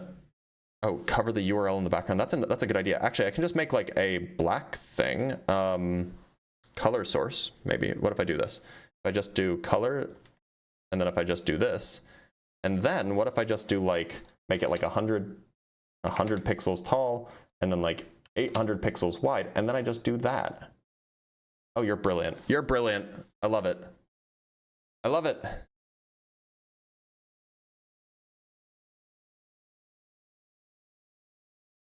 Have you heard of the galaxy that's 200 million years old? No, I imagine that I haven't, but that's fine if there is such a thing. Paint in the 90s was important. It was important. It was very important. New to the stream, are you arguing that the Earth is 6,000 years old or much older? Well, it says Earth isn't 6,000 years old. Join if you disagree. Yeah, currently there's just like the audio is screwed up on the link that I typically use, so I can't take TikTok guests. It just sounds really, really bad. And like I echo, and I don't understand why I echo, but it's something that I don't know. I need to fix it at some point, but I just haven't yet. Anyway, remember to like the live, hit that thumbs up button, share it if you're on TikTok. But yeah, we'll give it another few minutes, otherwise we might shift topics to a broader topic. 00 Silver says the JWST has been proving the Big Bang Theory inaccurate. It hasn't, and if you think that, then you've been listening to the wrong people.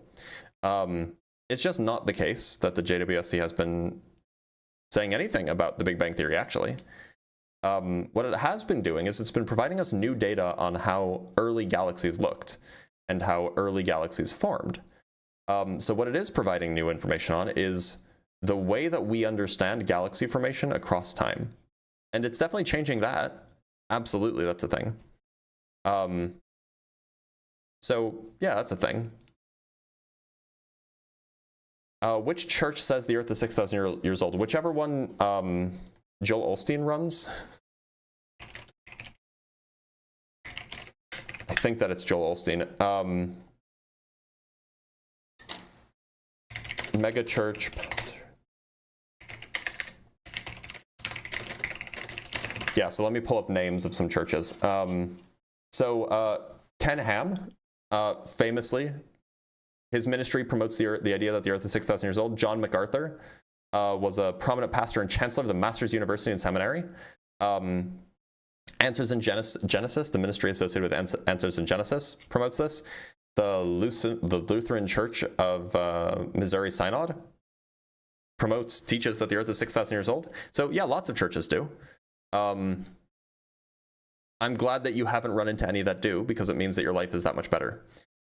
From Casual Panda, we have $5 super chat. Thank you, man. Dr. Blitz, do you still light a menorah? We used to be Catholic, but my son loves it, so it's a tradition now. On occasion. I should move this down.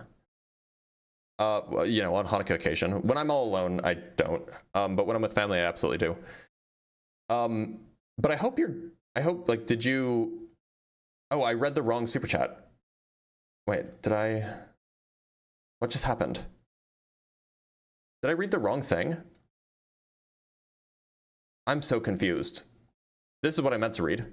The world's general religions changed after the invention of writing around 6,000, 5,000 years ago. Coincidence? I think not. Yeah, absolutely. It absolutely did. How did I accidentally read that?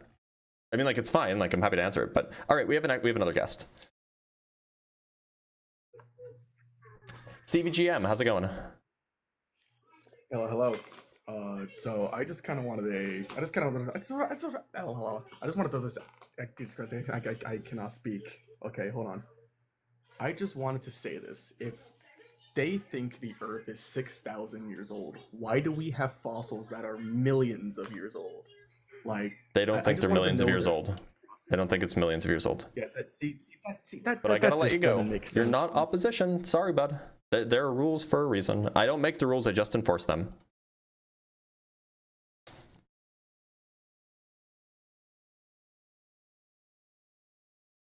All right.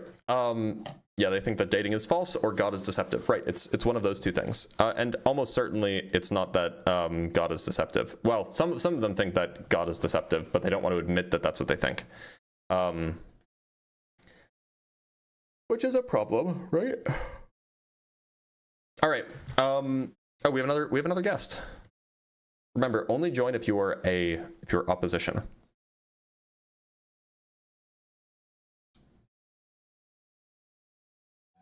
Nixter, how's it going? Hey, what's up, man? Not a whole lot. How old do you think the Earth is? I'll be honest with you, man. I am a Christian. Mm-hmm.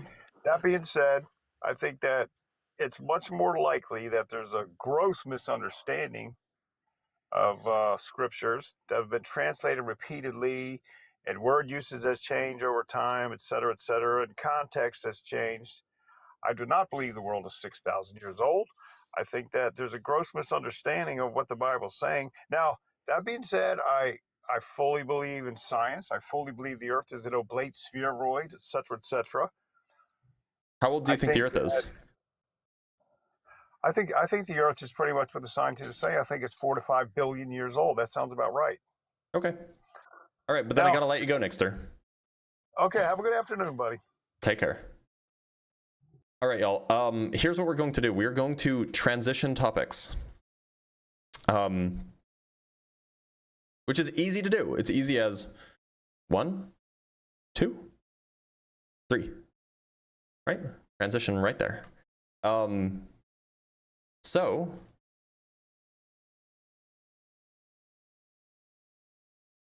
if you're here and you think that God exists, and you think that you can convince me that your God exists, then feel free to come up.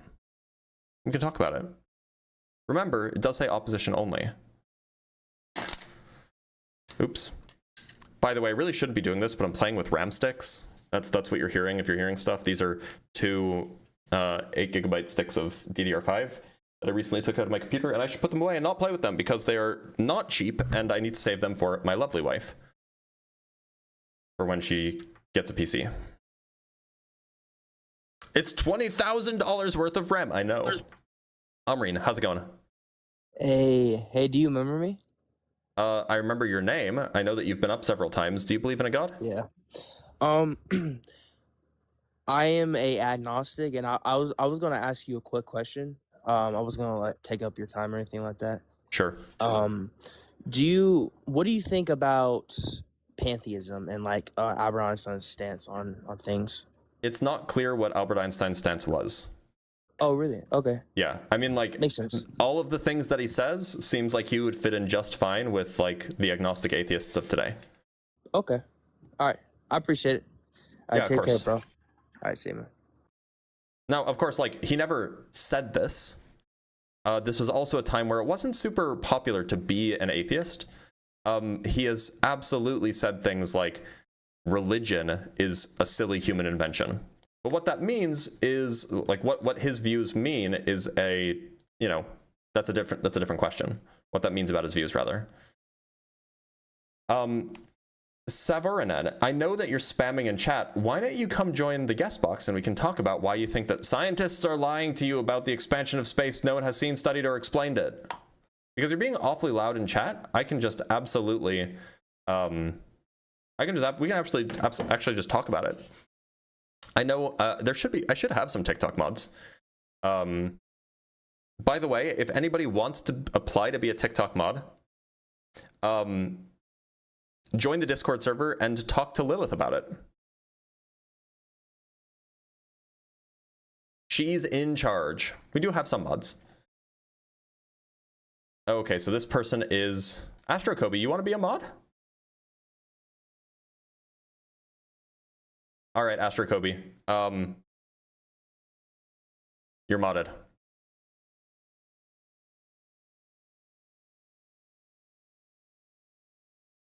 Your job? Mute spammers. Astro Kobe has 3 million followers and he's a mutual of mine, so Astro Kobe gets special treatment. Everybody else has to apply.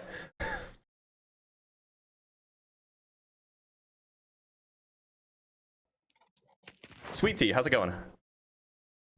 Hey, so um, I'm not gonna. I noticed the context is to convince you that to believe in a God. Um, I obviously that's almost impossible to do because it requires faith. But I would like to argue that being an atheist completely doesn't really make any logical sense. Okay, And can you elaborate on that? yeah, my premise for that is obviously we can trace the beginning of the universe as far back as possible. Mhm. And I think the standing hypothesis right now is that there was a singularity that the universe came from. No, that's like 40 years out of date. What is this current? There really isn't a consensus anymore. Probably the most mainstream view is prior to the hot Big Bang, there is a period called inflation, and that period called inflation may have been eternal, the past. That's like, but that's not like a majority view. That's probably like a large minority, and otherwise there's not really any consensus. Considering our current understanding of everything pretty much requiring origin under naturalism, is that your stance specifically? Not really. I also don't know what you mean by everything requires an origin under naturalism. Well, like I mean, if you look at everything logically from only what we know, everything comes from something, right? Well, everything is made out of something else. Like if you look at a chair is made out of wood. Yeah, but wood is made out of, and then like that wood grew from a tree, and so like if we look at everything that we know, then it just seems like everything is always made out of something before it. Right. So in fact, it actually points to there not being an origin. Well, I just meant as far as if you get to the atomic level, beyond that, we don't know much as far as. I mean, we know about subatomic particles. Absolutely, we do. But like that's neither here nor there. That's not related to like an origin. That's related to composition. Right. But composition and origin, if you're talking about going not only back in time, but as small as you can get to our understanding. I mean, what is the smallest we know of? What is the... We know of subatomic particles called quarks, electrons, or quarks and leptons. We know of the quantum fields that they are excitations in. But again, that's not really relevant to the question of whether or not the universe had a beginning, right? Whether there was actually a singularity, or whether, the universe has extended into the past eternally, or whatever. Well, I guess to argue any point, I would have to understand your stance specifically. What is it that you specifically believe in? I'm pretty agnostic. I slightly lean towards the idea that the universe is eternal to the past, but like there's just really not a whole lot of evidence one way or the other. So like it's not clear to me that it had a beginning. I'm agnostic about the origins of the universe. Yeah. I'm not agnostic about whether God exists. Well, I mean, as far as if you're agnostic about the origin of the universe and you're not arguing any God specifically, there's not really any way to know for sure that there isn't a supernatural origin. Well, I mean, like there are good arguments against it, which is why I'm not agnostic about supernatural origins. Like, look, I'm agnostic about like, what I'll eat for dinner tonight. But I can tell you with certainty that I'm not going to eat like, I don't know, a 30-pound pumpkin. So like I can be agnostic while also ruling things out, right? Right. I mean, it's kind of a rabbit hole to go down, but I mean, that's what you're here for, right? Anybody could believe anything, so anybody can believe anything, but you said that you were here to show that atheism is illogical, right? Well, atheism specifically is illogical in the sense that I can't argue to you 100% that you should believe in any God I believe in, because, there's always going to be discrepancies. So how is atheism illogical?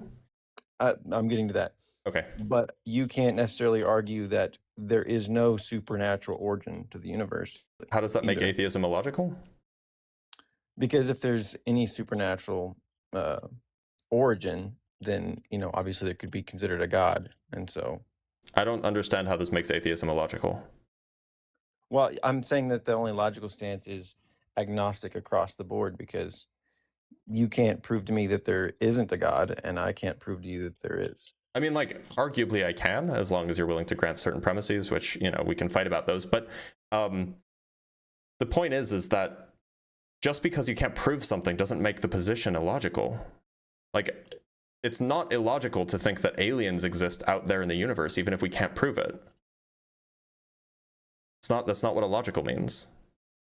Do you think someone could argue the other side of that the same exact way? Yeah, probably. They could, but that doesn't make the position illogical. Illogical means that there's some internal inconsistency, right? Well, personally, I would think that, well, I mean, there is an inconsistency in that you have to, it's like you said, you have to have premises to completely be able to deny the possibility. So maybe we're just talking past each other. What do you mean when you say illogical? When I think of illogical, I'm talking about just like, I mean, obviously the word just means devoid of logic. But as far as specifically my meaning is, there's not really a definitive way to, it's just not definitive. You can't, it's like you said.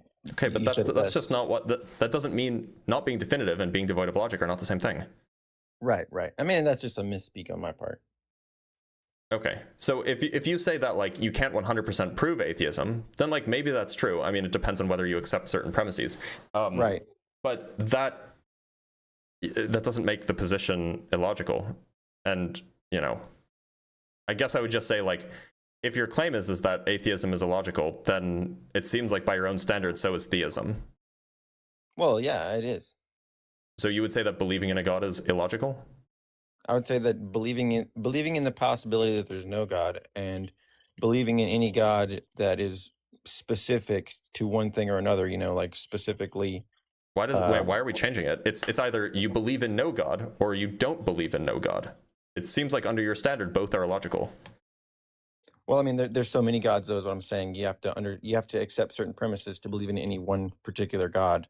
Right, but believing in any God, even a generic God, seems like it would be illogical under your worldview. Yeah, it is. Okay. I'm glad we agree. Yeah. Sweet Tea, I'm gonna let you go because it seems like we're not really in disagreement here, but thank you so much for being here, man. Yeah. Thanks for talking. Take care. Just checking for super chats. And for some reason TikTok is like broken. Like the chat box is just not working the way it should be. All right, let's talk to Dom Fabricatore. Sorry, that was terrible. Dom, how's it going? Oh, hey, what's up, man? Not a whole lot. Dom, Hey. do you believe in a god? Oh, there's an update. I do actually. Yeah. What? Sorry, there's an echo, not an update. There's an echo. you're Are good. you on Can like are you on like Bluetooth, or are you on like speakerphone? Yeah, or I'm on Bluetooth. can you not be on Bluetooth? Yeah. Because give I me can one hear second. myself. Okay, yeah, thanks. Is it better now? Yeah, it is. Okay, great. Dom, so do you believe in a god? I do, and I actually have a viewpoint, and I'm gonna put a disclaimer out there. I'm not super diehard religious, and I'm not super scientifically versed as well. So I'm just gonna say I'm not super educated in both. But how I've always kind of believed it was science is like an explanation of God's work. So why should I believe in a god? You said what? Why should I believe in a god?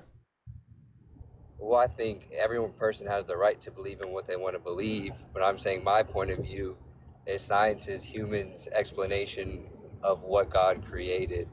It's our way of comprehending what they did or what God did. Look, I understand that, but the prompt is, can you convince me to believe in your God? So I'm asking, like, what is the reason that you could give me that I should believe in your God? Well, I guess let me ask you, what's the reason why you don't? Because I haven't heard good reasons to believe in a God.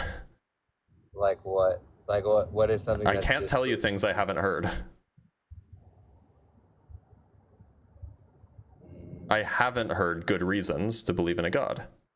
So you don't think that like the Bible and what it teaches, and let's say whether or not God is real or not, if someone can take a Bible and change their life for the better from it, does that not in itself make it real, regardless if there's an actual physical being I somewhere? mean, look, the Bible is real insofar as it's a book that has like, it's like I a mean, real book that you can buy. Yeah, But that like the doesn't mean Holy that God's Spirit, real. right? Like, let's say I used to be a bad person in my life, and then I started going to church and I started believing in a God. Whether he's real or not, that belief in itself made me start doing better in life. Does Okay. that not in some way make it real? No, it doesn't. It means that your belief had an effect on you. And absolutely, beliefs can affect people, but that doesn't mean the thing they believe in is real. Like, for example, the way kids act can be heavily influenced by their belief that Santa Claus is real and will put them on the naughty list if they're bad. But that doesn't mean Santa Claus is real.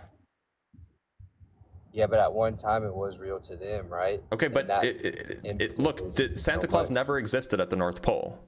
There was never a fat bearded man that was handing out presents or handing out lumps of coal. That was never real.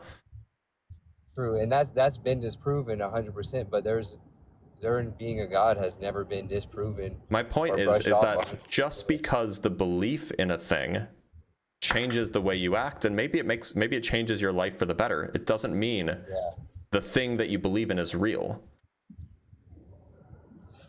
But if there's no way to disprove that, how you can't really just brush that off completely. You know, you get what I'm saying? There's no way to disprove, I don't know, a magical teapot that orbits Jupiter. Yeah, but you don't believe in that. Right? So why would I believe it? Why would I believe in something just because there's no way to disprove it? I'm not saying that, but I'm saying if you can only see a benefit from it, why would you what benefits do you get from not believing there's a God? I get the benefit of believing what I think is true. But that's just a perception. And again, my point of view is just a perception too. But I'm just saying, like, if one has a benefit and the other one is just, it's just because I think, wouldn't one like? Well, it's not clear that believing in a God has a benefit for everybody. I don't know why I would believe that's true. There's pastors who do terrible things. There's, you know, I'm not saying that's a general, you know, rule for everybody, but I'm saying if you could pick and choose, and you might have the chance to better your life in some way. My life's pretty good as it stands. My life's pretty good as it stands. Yeah, and I'm not saying it's not. I'm just saying if you had the option, right, to maybe benefit your life or not, would you not take the path? Or maybe make my life worse. Right? It could make my life worse. In what way? In what way? Has that ever happened? Yeah, of course it has. For example, there are plenty of people who go to church because they believe in, plenty of kids in particular, who go to church because they believe in God, and then they get assaulted by their priests. That makes their life worse. But that's not really that's more of a situation between humans instead of right. But it happened because they believed in God. Happened at Walmart. No, but it did happen because they believed in God. They believed in God, so they went to church, and then it happened. If they didn't believe in God, it wouldn't have happened. If I go get shot, yeah, but you're picking a certain situation where that's not something that really happened because of God. Were they in that situation at the time? Yes. I don't think anything happens because of God, because I don't think God is real. No. I'm saying you're saying that's happened because they believed in God.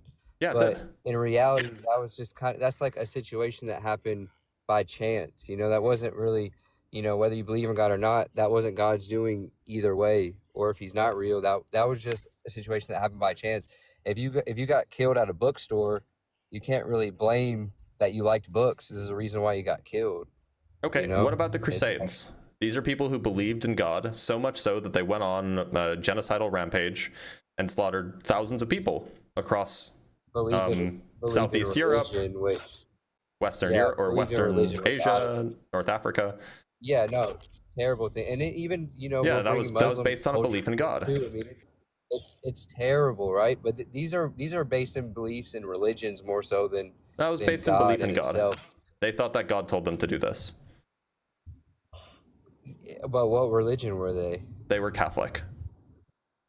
And that's, Catholic. I mean, I think we can both agree, if you've done any research on Catholic, they have a very weird, very cultic kind of structure in What their about church. people? And What they've about had- people who think that God told them that divorce is bad, so they won't leave an abusive relationship?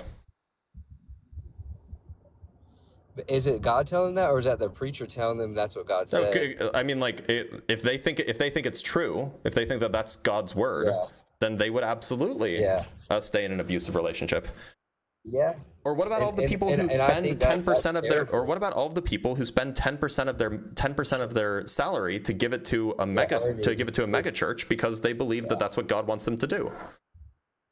Or what about all of the people? What about all of the people who refuse to get life-saving blood transfusions because they believe that exchanging blood is a sin? Like, there are so many negative consequences from believing in God, and the consequences that come from that. Like, it's not all puppies and rainbows.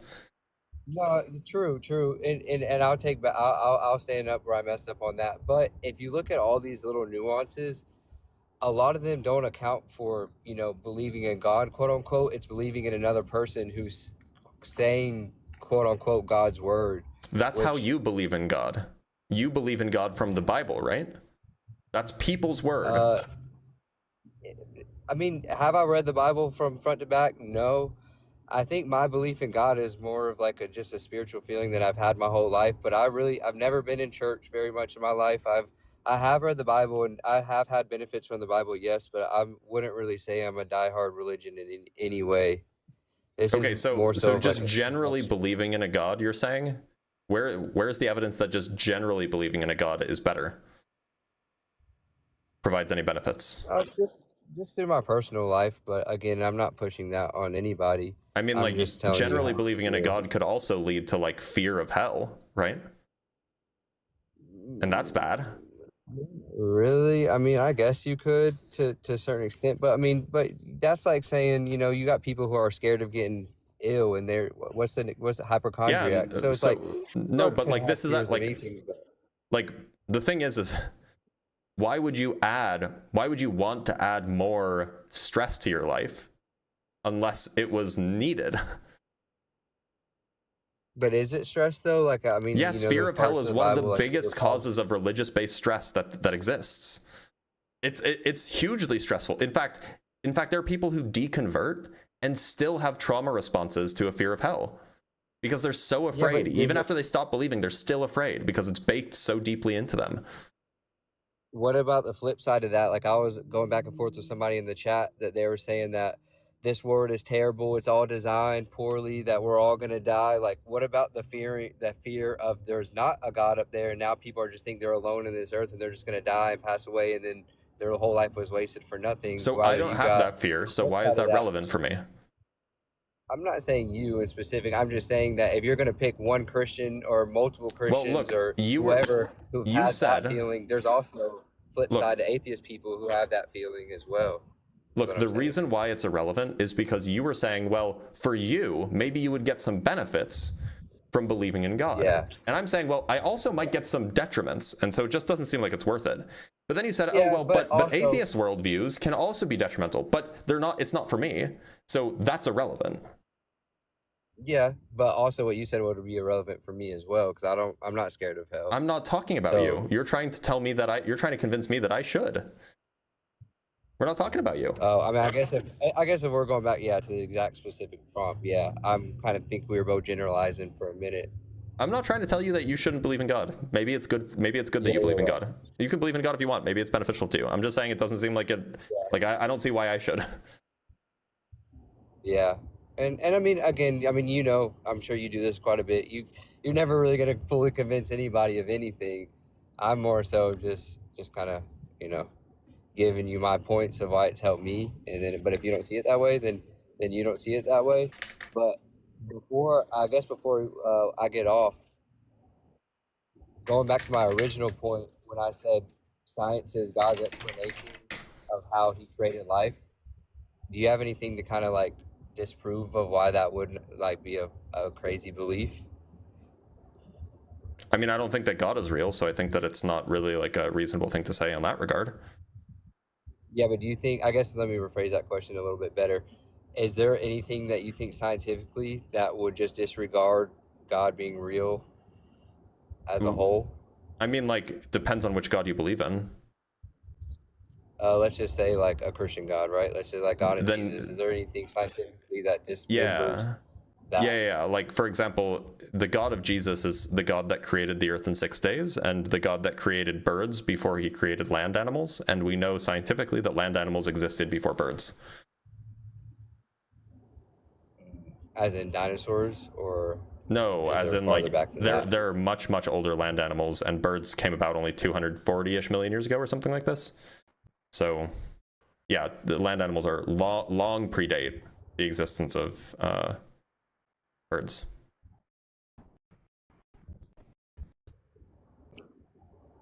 Okay. Yeah. Well, that's pretty much it then.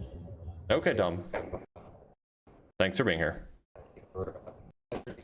Agree. I think he was driving that whole time anyway, but you know.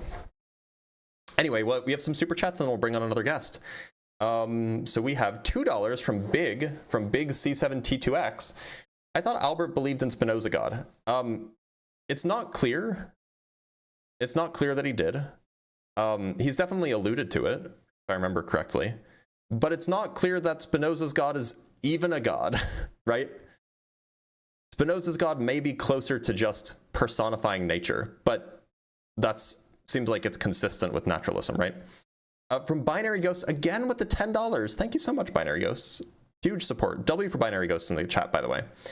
One thing I find interesting is that this is the scaling down of miracles, from very bombastic and tangible shows of power and influence to the modern day of mysterious ways, and you need faith to see them. Yeah, so the miracles 3,000 years ago were God parted the Red Sea and caused the river to turn into blood. And then the miracles from 2,000 years ago were, here's a bunch more fish. And then the miracles today are, I saw a light in the sky. Like... we have $5 from Binary Ghosts again. I draw the line at Santa denial. Repent now before you are forever on the naughty list. There's still time before the 25th. No, I believe in Hanukkah Harry, okay? From Reverend Nate with the 2 Canuck bucks. But bro, what if I throw God under the bus? What if I say make-believe makes my feels feel better? Would you believe then? Look, I mean, people have made practical arguments for the belief in God. This is what Pascal's wager initially was. I just don't find them very compelling at all. And YTDC4V, thank you for the $10, man.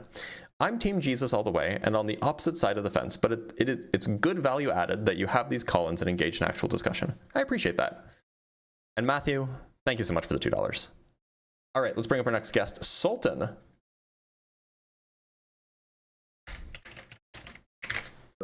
Sultan, how's it going? I'm having a good morning, man. Thank you. Glad to hear it. Sultan, do you believe in God? I do, actually. And which one would that be? I follow Jesus Christ. Okay. So what would you say is like the most compelling evidence or argument or idea that you could present to me that might make me think that what you believe is true? You know, before we get deep dive into all that, I was going to ask you something regarding the Santa thing. Mm-hmm. Mind? Do you think we should tell kids that Santa is real and he's gonna bring them gifts and all that? I don't think so. No, not really. What do you mean? Should we keep that or should we get rid of that? We should get rid of it. Well, why do you think it's necessary to get rid of it? Well, I think that I think that there's an important lesson that we could be using this time, like the holiday time, to teach kids that, you know, their parents love them a lot and are working really hard to provide them with nice things. And I think that saying that there's this mystical man, Santa, who's bringing all these gifts rather than your parents working hard to provide you with nice things, I think that there's a missed opportunity to teach a valuable lesson. All right, well, fair enough. I honestly do believe that we should keep it, but because it is actually something that it has some benefits. Such things are like, also, I can't even name any of it in my head, but I do believe that we should keep it. But there, I mean, yeah. But besides that, let's get back to the argument that you were actually that we're actually both here for. Yeah, sure. So you believe in a Christian God. Why should I? Why should I?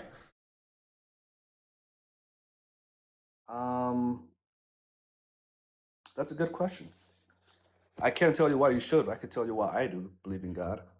Well, perhaps a better question is like maybe you're ascribing some moral reason to should. I just mean like what is like the best? What do you think is like the most convincing evidence? Because if it's fair, if it's the most convincing, then maybe it'll convince me. Well, that's the thing, though. I could go on and on with all these arguments, both moral, logical, and all these other arguments, but I don't think they're necessary. Okay. I mean, if you don't believe in God, then honestly, I honestly do believe that you don't have anything at all you have basically no hope, no full on purpose, like divine purpose to your life. You really have nothing. Well, I definitely have hope. You're right. I don't have divine purpose, but I don't see why I would want divine purpose or why I would think that divine purpose exists if I don't think that the divine exists. Okay, well, the other thing I was trying to say is too, you don't have any knowledge of how this world came to be, or who we are, or why we're here. Well, I mean, maybe that's a category error. Like, I'm not sure that. I mean, sometimes people use the word why to mean how, but sometimes people use the word why to mean like what was the reason or the intention. And if I don't believe in God, then why is it asking why, as in what was the intention for us being here, is a category error because there was no intention, right?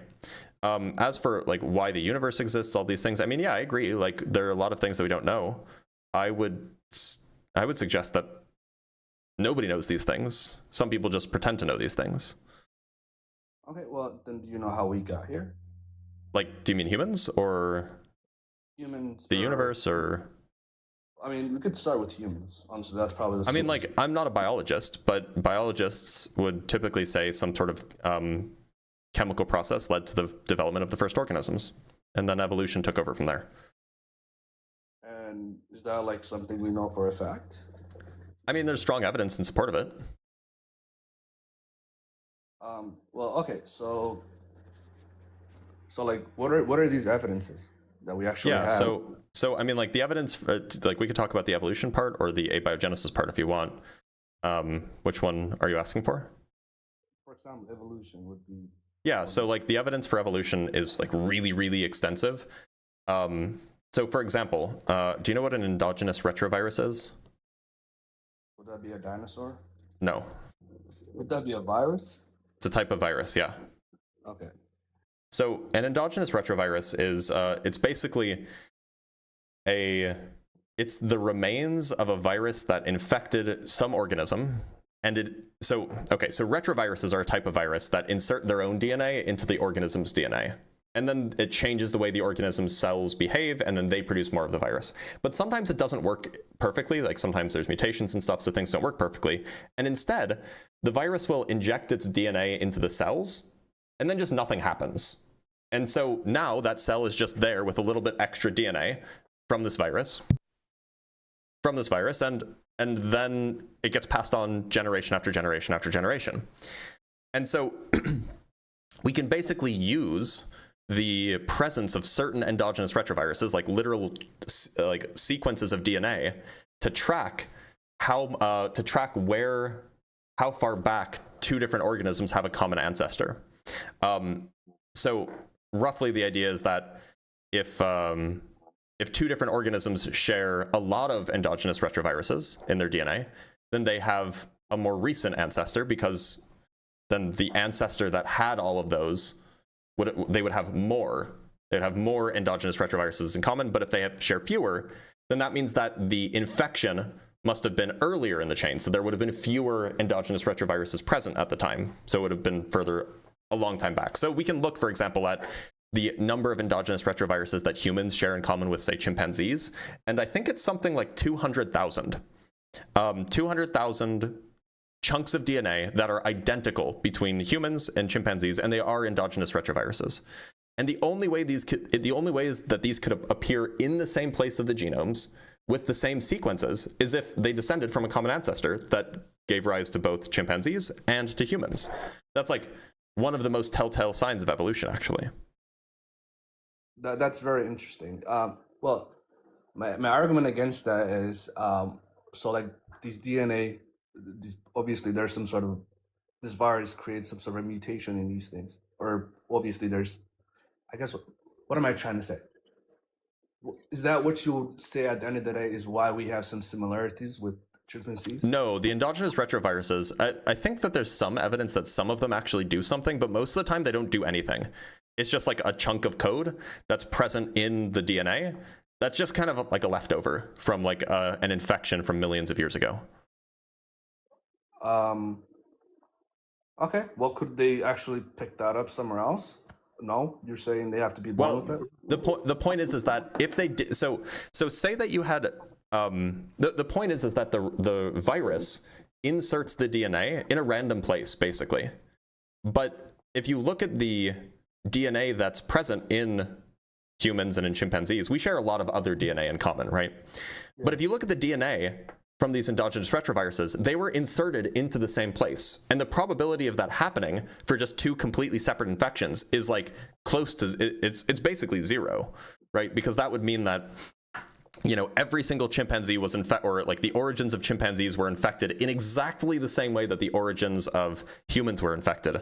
And it was just a coincidence that it was like in the exact same place. In the genetics. Would that be more coincidental than chemical evolution? Well, are we talking about evolution or are we talking about abiogenesis now? Well, you're saying that it's almost impossible for them to be at the same place, right? For that. Well, yeah, we can just compute the probability. I mean, like if you have an insertion and that insertion is, you know, taking place at a random location in a DNA sequence that's, you know, however many billion letters long, then the probability of two completely independent insertions happening at the same place is 1 in, you know, quadrillions. Okay, well, okay, I'm gonna just retract that idea with chemical evolution. I'm just gonna say this then: is it possible that because we have so many similarities in terms of DNAs, and DNA between chimpanzees and humans, could it be that on that specific spot where that DNA was inserted is the spot where it's like the only spot that it could actually be put in and not cause any random mutations to monkeys or to us? Well, not really, because the DNA insertions are random, and like we know how retroviruses behave. They just like chop the DNA up in basically a random place and slap the DNA there. Okay, so it's not like deterministic. Okay, what would happen if it was in somewhere else? Nothing. It would just be in a different place, but it's not in a different place. They are in the same place. That's the point. Okay, fair enough. And you're saying that we know. You're saying that we know this because we can date back to a long time ago. No, we know this because we can check chimpanzee DNA. Every single chimpanzee has all of these, and every single human has all of these. Okay, and that basically says that we shared a common ancestor in the past? Yeah. Okay, do you have any other evidence than DNA for? I mean, DNA is like arguably the strongest evidence, but yeah, there's other evidence. For example, one of the predictions of evolution, this goes back 150 years, one of the predictions is that there would be a transition between purely finned fish. These are fish that just don't really have legs, and fish that kind of do have legs, and fish that can like walk. The prediction is that like such a thing would exist, and in fact, if you do the analysis a little bit more deeply, you would find that you would predict that such an organism, this kind of like half amphibian, half fish thing, would have existed around 380 million years ago, based off of the other like fossil evidence that we have, and like where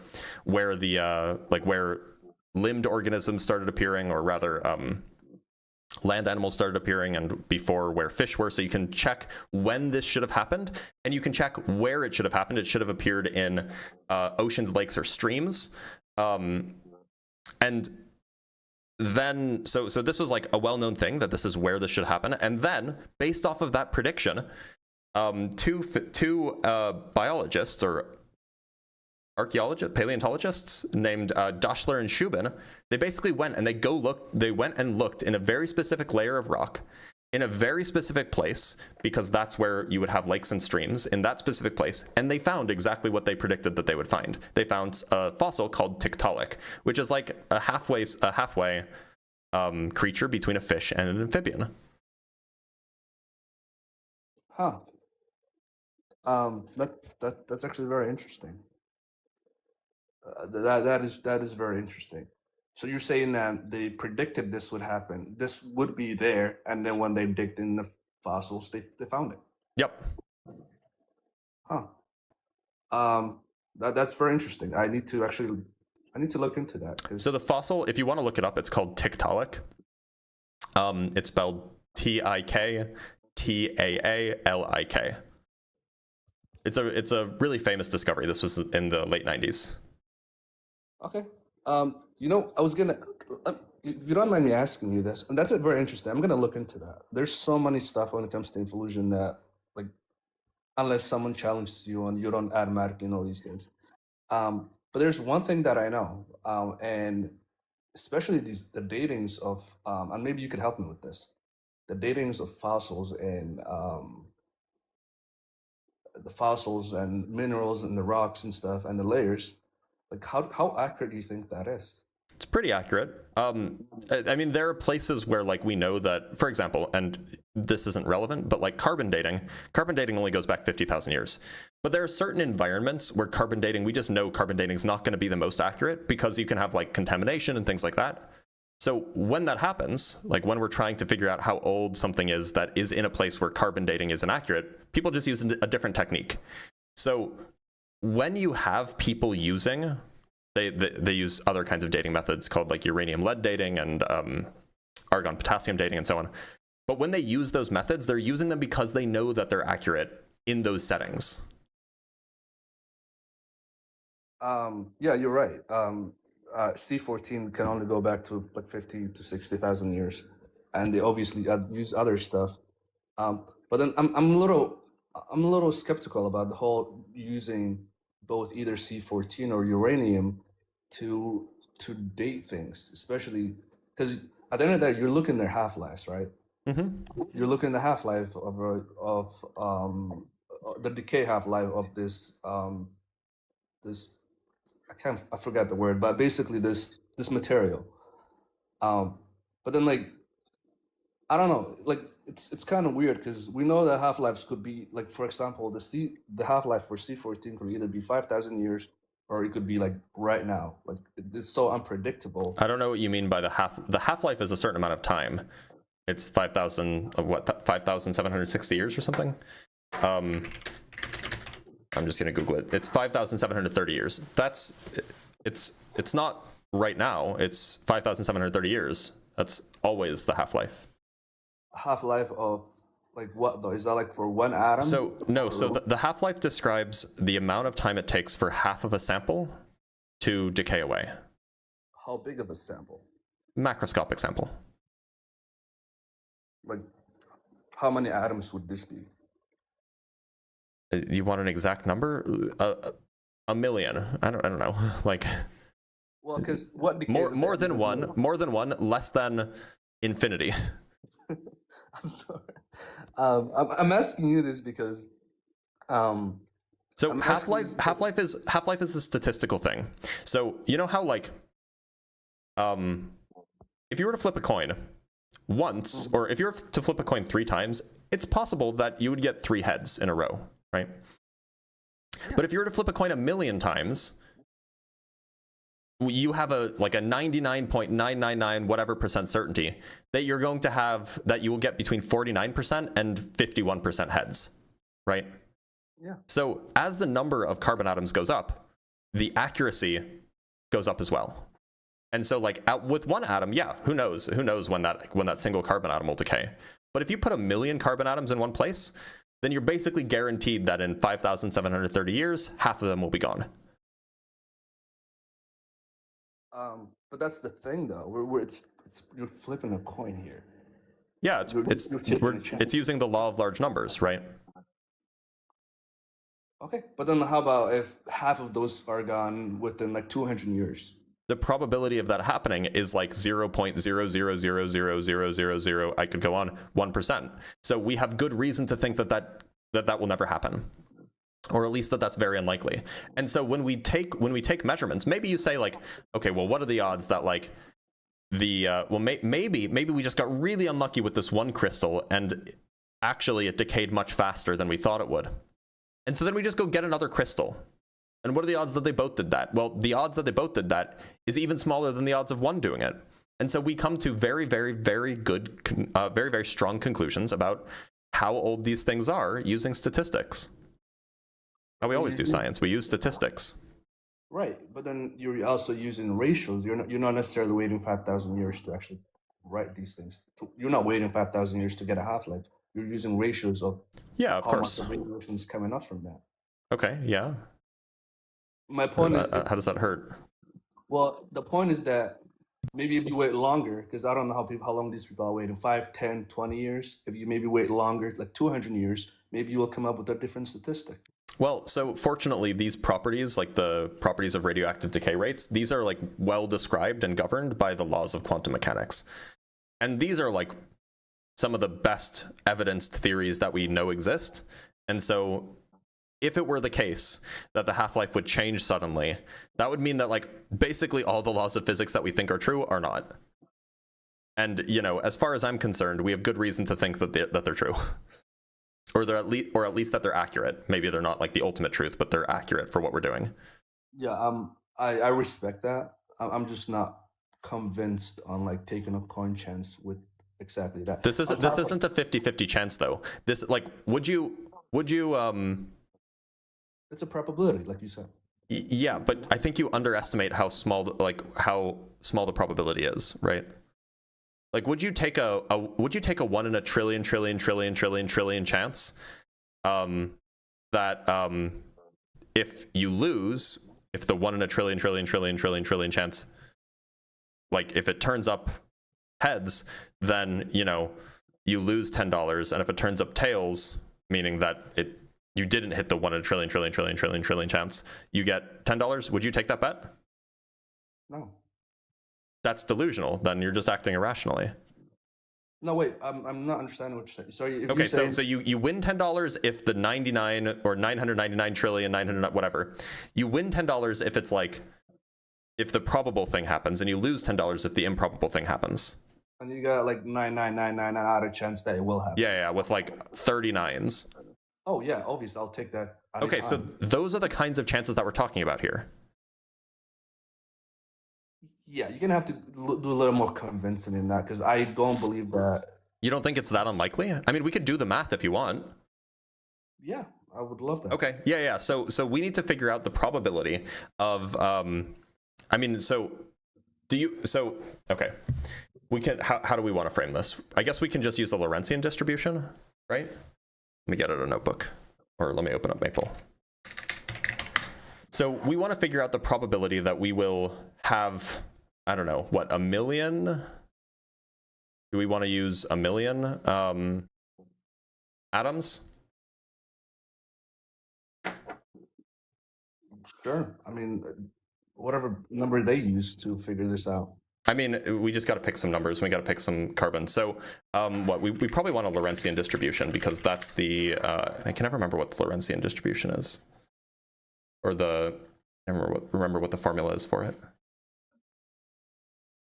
Let's just Google this. Okay, so there's the probability density function. Okay. How familiar are you with statistics? Somewhat good. No, I wouldn't say I'm the best, but I do have some knowledge in statistics. So we'll just simplify it, because actually doing the math will be kind of annoying. But we're going to simplify it. No, Let's say that let's say that there's a 50% chance that in 5,730 years, right? There's a 50% chance that in 5,730 years, an atom is going to be, an atom will have decayed, and in 5,730 years, it will not have decayed. So we just want to ask, after let's ask after 10,000 years, say. After 10,000 years, what is the probability that all of them will have decayed, or that half of them will have sorry, I'm trying to get this backwards. Or I'm getting this backwards. We want to calculate what is the probability that after less than 5,000 years, 90% of them will have decayed away, for example. Less than 5 years. Less than 5,000 years. So less than 5,000 years, the probability of them decaying. I'm sorry, I'm not following here. Yeah, okay. So the toy model that we're going to use is we're going to say, let's say that we have 1 million carbon atoms, and we've discovered that 90% of them, let's say it's 87.5% of them because it makes the math easier, 87.5% of them have decayed away. And let's say that for any given carbon atom, it is a 50-50 chance of decaying after 5,000 years or immediately. So it either decays immediately or it decays after 5,000 years. Yeah, okay. Okay, so the probability that 87.5% of them have decayed away, well, what's the probability that 1 will have decayed away? Well, if we have the probability that 1 will have decayed away after 5,000 years, that's a half, right? So the probability that 1 will have decayed away instantly, meaning less than 5,000 years, is also a half, right? Now, if we want that probability for 1 million atoms, we would raise that to the 1 millionth power. So the probability that a million of them, actually, we're doing the math. I'm being a little sloppy here. The probability that all 1 million of them, yeah, we do need the binomial distribution, but I don't want to get into that because it'll get complicated. The probability that all 1 million will have decayed away in less than 5,000 years is 1 in 10 to the minus 300,000th power.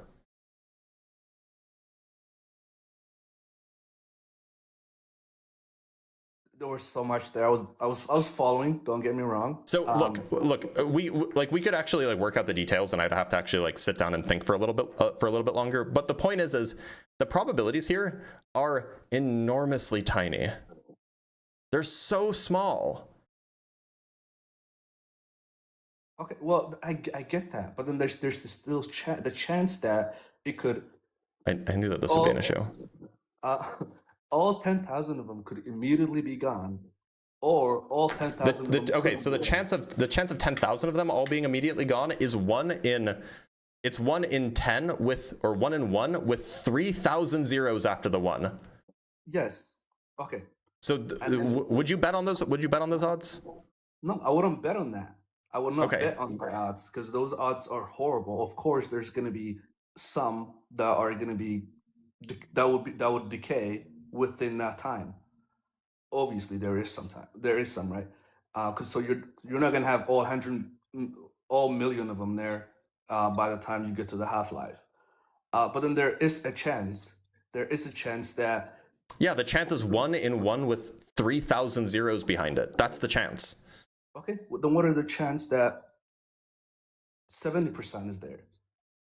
We could work that out, but again, the point is that whenever, so okay, actually, what do you think the odds are that do you think that it's, let's say they had 1 million coins, right? And you flip 1 million coins.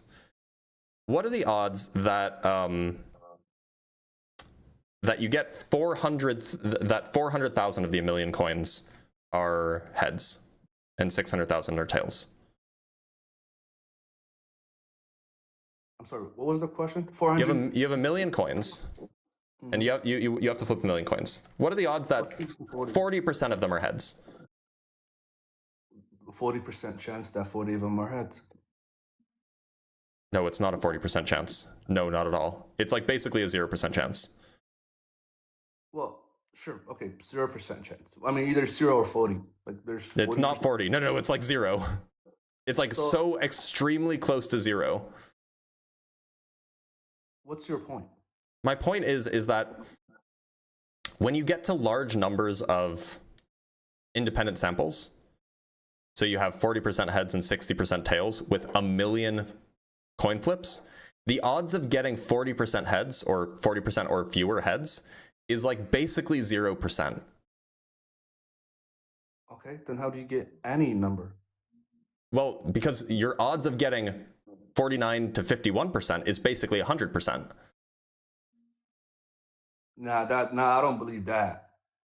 That is just, those are just some numbers you say. So I can, so it's, so with a million, what's the word? 1 million flips, the odds of you getting, within 1,000 coins of exactly 50-50. So, you know, that's, that's 50.1% or 49.9%. The odds of getting between 49.9% and 50.1% heads when you flip 1 million coins is like 70%. I could take that. Yeah. And the odds of getting within 0.2% of exactly 50-50 is like 95%.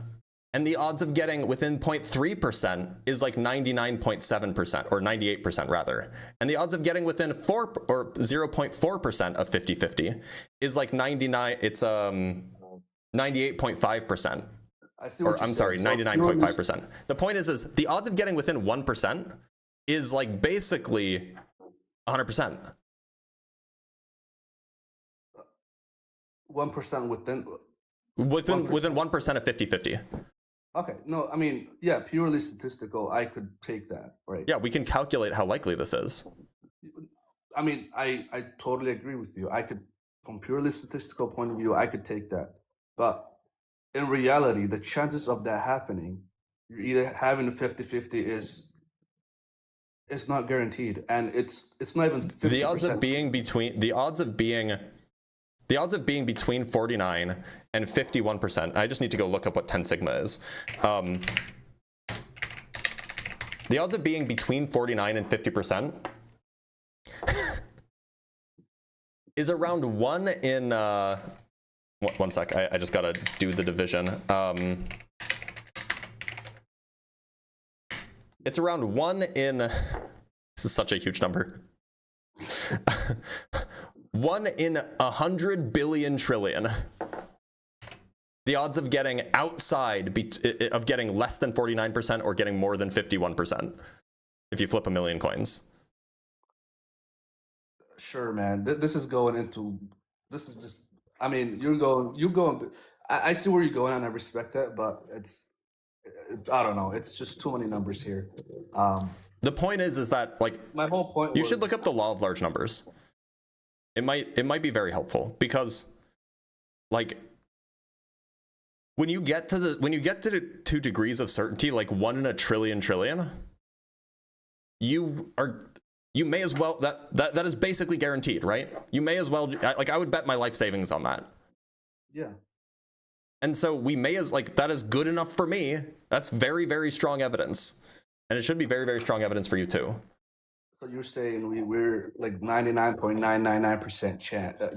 Way more nines than that. Okay, well, I'm just like saying as numbers. 100 more nines than that is how certain we are about the age of the Earth, for example, and like how we date these things. Okay, you know, I don't buy it, but I respect that you do, and it seems like you don't buy it because you don't understand probability. Because I'm not gonna bet my life on the probability that is 50-50 chance. You do it. It's not a 50-50 chance. If it is, if it could decay now or 5,000 years, that's not a 50-50 chance. Let me finish real quick. That's just only with carbon. When we go into uranium, it's billions of years. Mm-hmm. It could either take 1 second or billion of years to decay. That's not a 50. It's not a 50-50 chance. let me finish, and then you could say what you need to say. Sure, go ahead.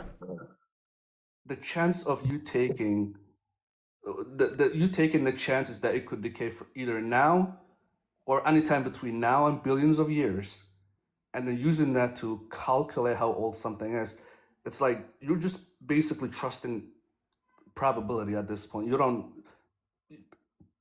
maybes. You're going with maybes. I'm sorry, I'm muted. With like so you're trusting probability, yeah, but the probability of being right is 99.9 with 100 nines after it percent. Yeah. That's not 50-50. The odds of you being right are like, the odds of you being wrong are like 1 in a trillion. Why would anyone, why would you ever think that that's reasonable to say, oh, but you might be wrong? Well, like that'll never happen. I don't think those are the odds at all. Those are the odds. The odds are so enormously unlikely. Yeah, yeah, I don't believe those are the odds. And okay, then you should go take a statistics class or something. Even taking a statistics class would not help you. Even if you come up with it definitely would. Even if you come up with the numbers, that's not reality. Reality is not just numbers. You don't know when this atom is going to decay. It could take 1 second or millions of years, billions of years to decay. You're taking a chance something that would never happen. So the thing is like, you definitely need like to take a statistics class. It would help you understand. All right, well, I respect your opinion. But yeah, thank you very much. All right, well, thank you for being here, Sultan. That was...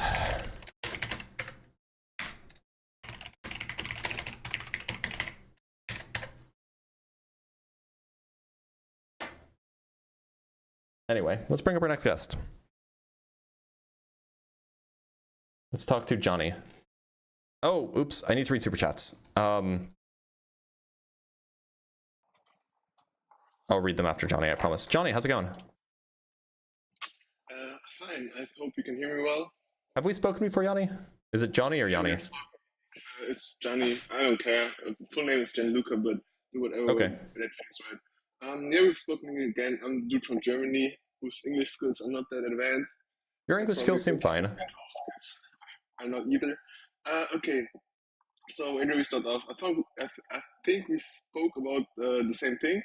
The thing we came to the conclusion you came to the conclusion that my hope isn't that, or my beliefs aren't that strong. And I have to say you're right, probably right about that. But I question you, why is it important for your hopes or your faith to be strong? I mean, my game is here to believe just for the statistic of it being a profitable endeavor for me.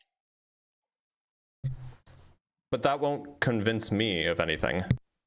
Why not? What is the downside in believing in something where the upsides is like going to heaven and having a great time, or living after death and traveling to the universe? I don't know. So look, those aren't the only two options. The only two options aren't like, oh, you go to heaven and have a good time, or there's nothing. There's like an infinity of options, right? That's right. So it's just all equally as possible. Yeah, and one of them is atheismo is real, and if atheismo is real, he only sends atheists to heaven, and he sends everybody else to the worst hell imaginable.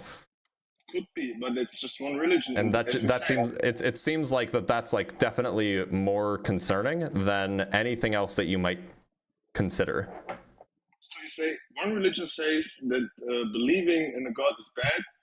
Most others say that believing in a god or some god will be profitable for you in the later game. And that one religion that says it's bad to believe in the wrong god, that's the one you're picking.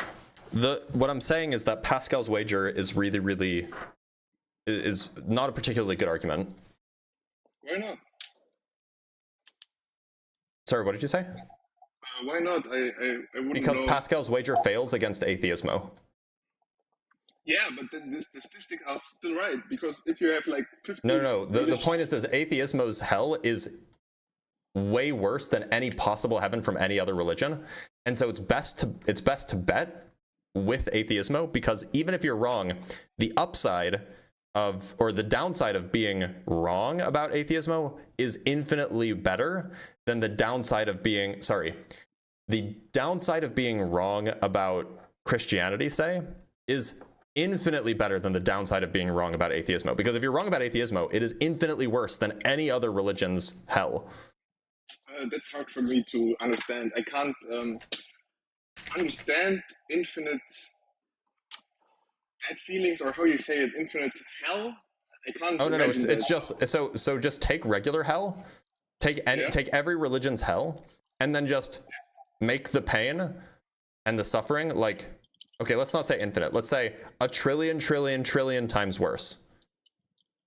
Okay, but I don't believe that hell is that bad, though. Well, but atheismo hell is that bad, right? What does this mean? What does that mean? Some people like pain. You know, So, you can't really say that it's. Yeah. So I can explain it. I can explain it. So you know that feeling of getting a paper cut? Yes. Okay, so imagine getting a paper cut between your fingers forever, all over your body. Wouldn't be too bad after like 200 years, because you No, but it never gets better. Isn't that okay? So atheism is a god that just counteracts like any other religion, right? Yes. Could say that. Yep. Okay, but like I don't know, 5, 10, maybe 11 religions, and most of them are good to believers. Atheism is only one religion, and the possibility of Yeah, but it's the worst one. yeah, It's the worst. It's the worst one. Why should I care about that? Because the negative consequences are the worst. I believe the most negative consequences of believing or not believing is just don't existing. I don't think there's something. No. It would be so much worse if you did believe and atheism was real. It would be so much worse. Okay, I think I have to look up atheism because I can't really. You should, because it's atrociously bad. Yeah, I see your point, but I can't really understand the infinite pain or the infinitely more or even 1,000 times more pain, because that would assume that there's like no limit to pain or mind or anything, and everything I know has limits, mostly. Oh, well, unfortunately, this is just an example of your understanding being incorrect, right? Your understanding is merely, you just can't even conceptualize how bad it would be. Yeah, of course, that's my bad. Okay. Maybe we can talk next time, and I have to look up atheism and understand it a little bit better. Thank you for that insight. Yeah, of course. Thank you for being here, Johnny. I will look up. Oh, well, anyway. By the way, I just ran the calculations, just because I wanted to see how it worked. So if you have an atom that has a half-life of 10 billion years, we can actually just make it accurate. We can just make it 4.5 billion years for uranium. And you have 10,000 of these atoms. And you want to ask how many of them have decayed after... how many of them have decayed after... You want 7,500 of them to have decayed after 500 years. The probability is... it's 0.00 ... with almost 50,000 zeros. Like, the odds are just astronomically small. Anyway, let's talk to Thomas. Oh, I forgot to read the super chats again. I'm sorry. Thomas, please reconnect. I'm gonna read the super chats really quick. From Garain with the $5. Thank you, Garain. When you do things right, people won't be sure you've done anything at all. God to Bender. Yeah, true, right? Binary Ghost with the $5. The most important lesson kids get from Santa Tooth Fairy and Hanukkah Harry is that authority figures in your life will lie to you. That's true. And it's very, very bad. From Bert Russell with the $10. I agree completely with your point that fear of hell is a serious downside to the Christian security blanket. Fundamentalists might want to choose a less cruel version of God. I agree. That'd be great. $5 from Michael F. Solis. Caller guessing endogenous retrovirus is a dinosaur almost killed me with laughter. Almost as funny as Blitz saying Detroit Dodger a while back. Yeah, probably. Actually, let me write that down.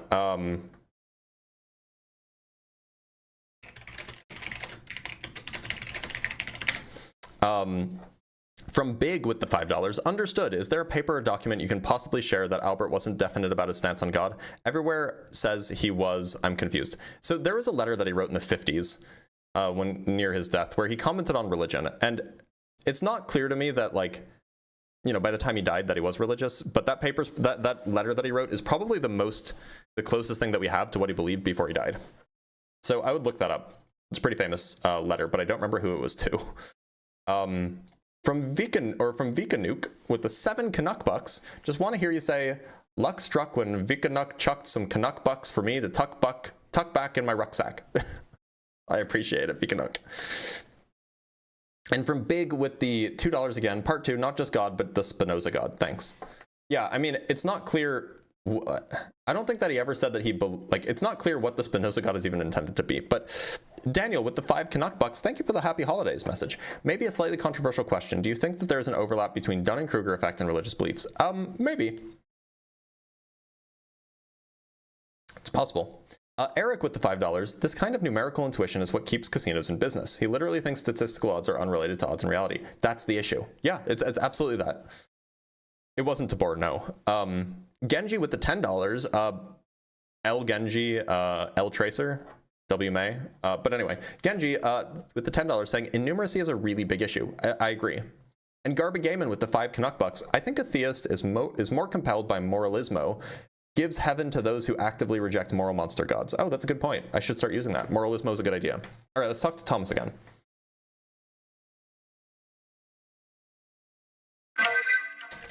Thomas, how's it going? Good. Glad to hear it. Thomas, do you believe in a God? So, have you ever heard of omniism? Yeah. Okay, I was like, so that was kind of the church I went to when I was a kid. I'm seeing if more of a general argument kind of would work better, because I was going to come at it from a couple different ways. One of the ways was going to be Pascal's wager. I had never heard of atheismo. Oh, yeah, well, now you know. Yep, so that one's down.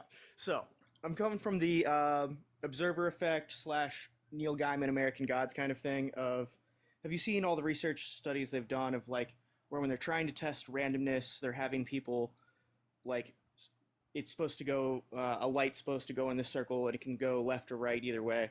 And if a person's focusing on it, they can get it to go left like 52% of the time.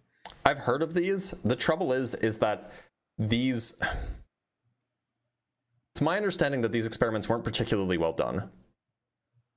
Correct. Yeah, I was going to say they're very low numbers, and so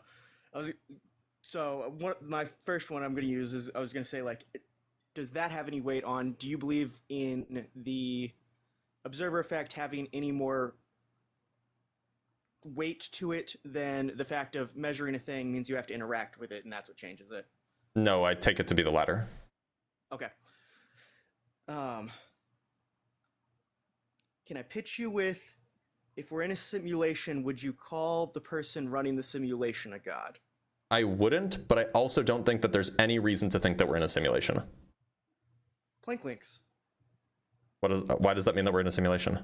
So, it's kind of like the closest thing that we can use for an argument simulation, other than just statistics, of where it's like, so it's because you're either the top one who might create simulations that can then create simulations, or you're somewhere in one of those list of simulations for the statistic part of that argument. For the well, hold on. That's predicated on the idea that yes, that we could eventually produce a simulation like our universe. Correct. And that's been proven to be impossible. Our universe, the amount of processing and the amount of data required to simulate a universe like our universe would take more energy and more matter than is available in the universe to simulate.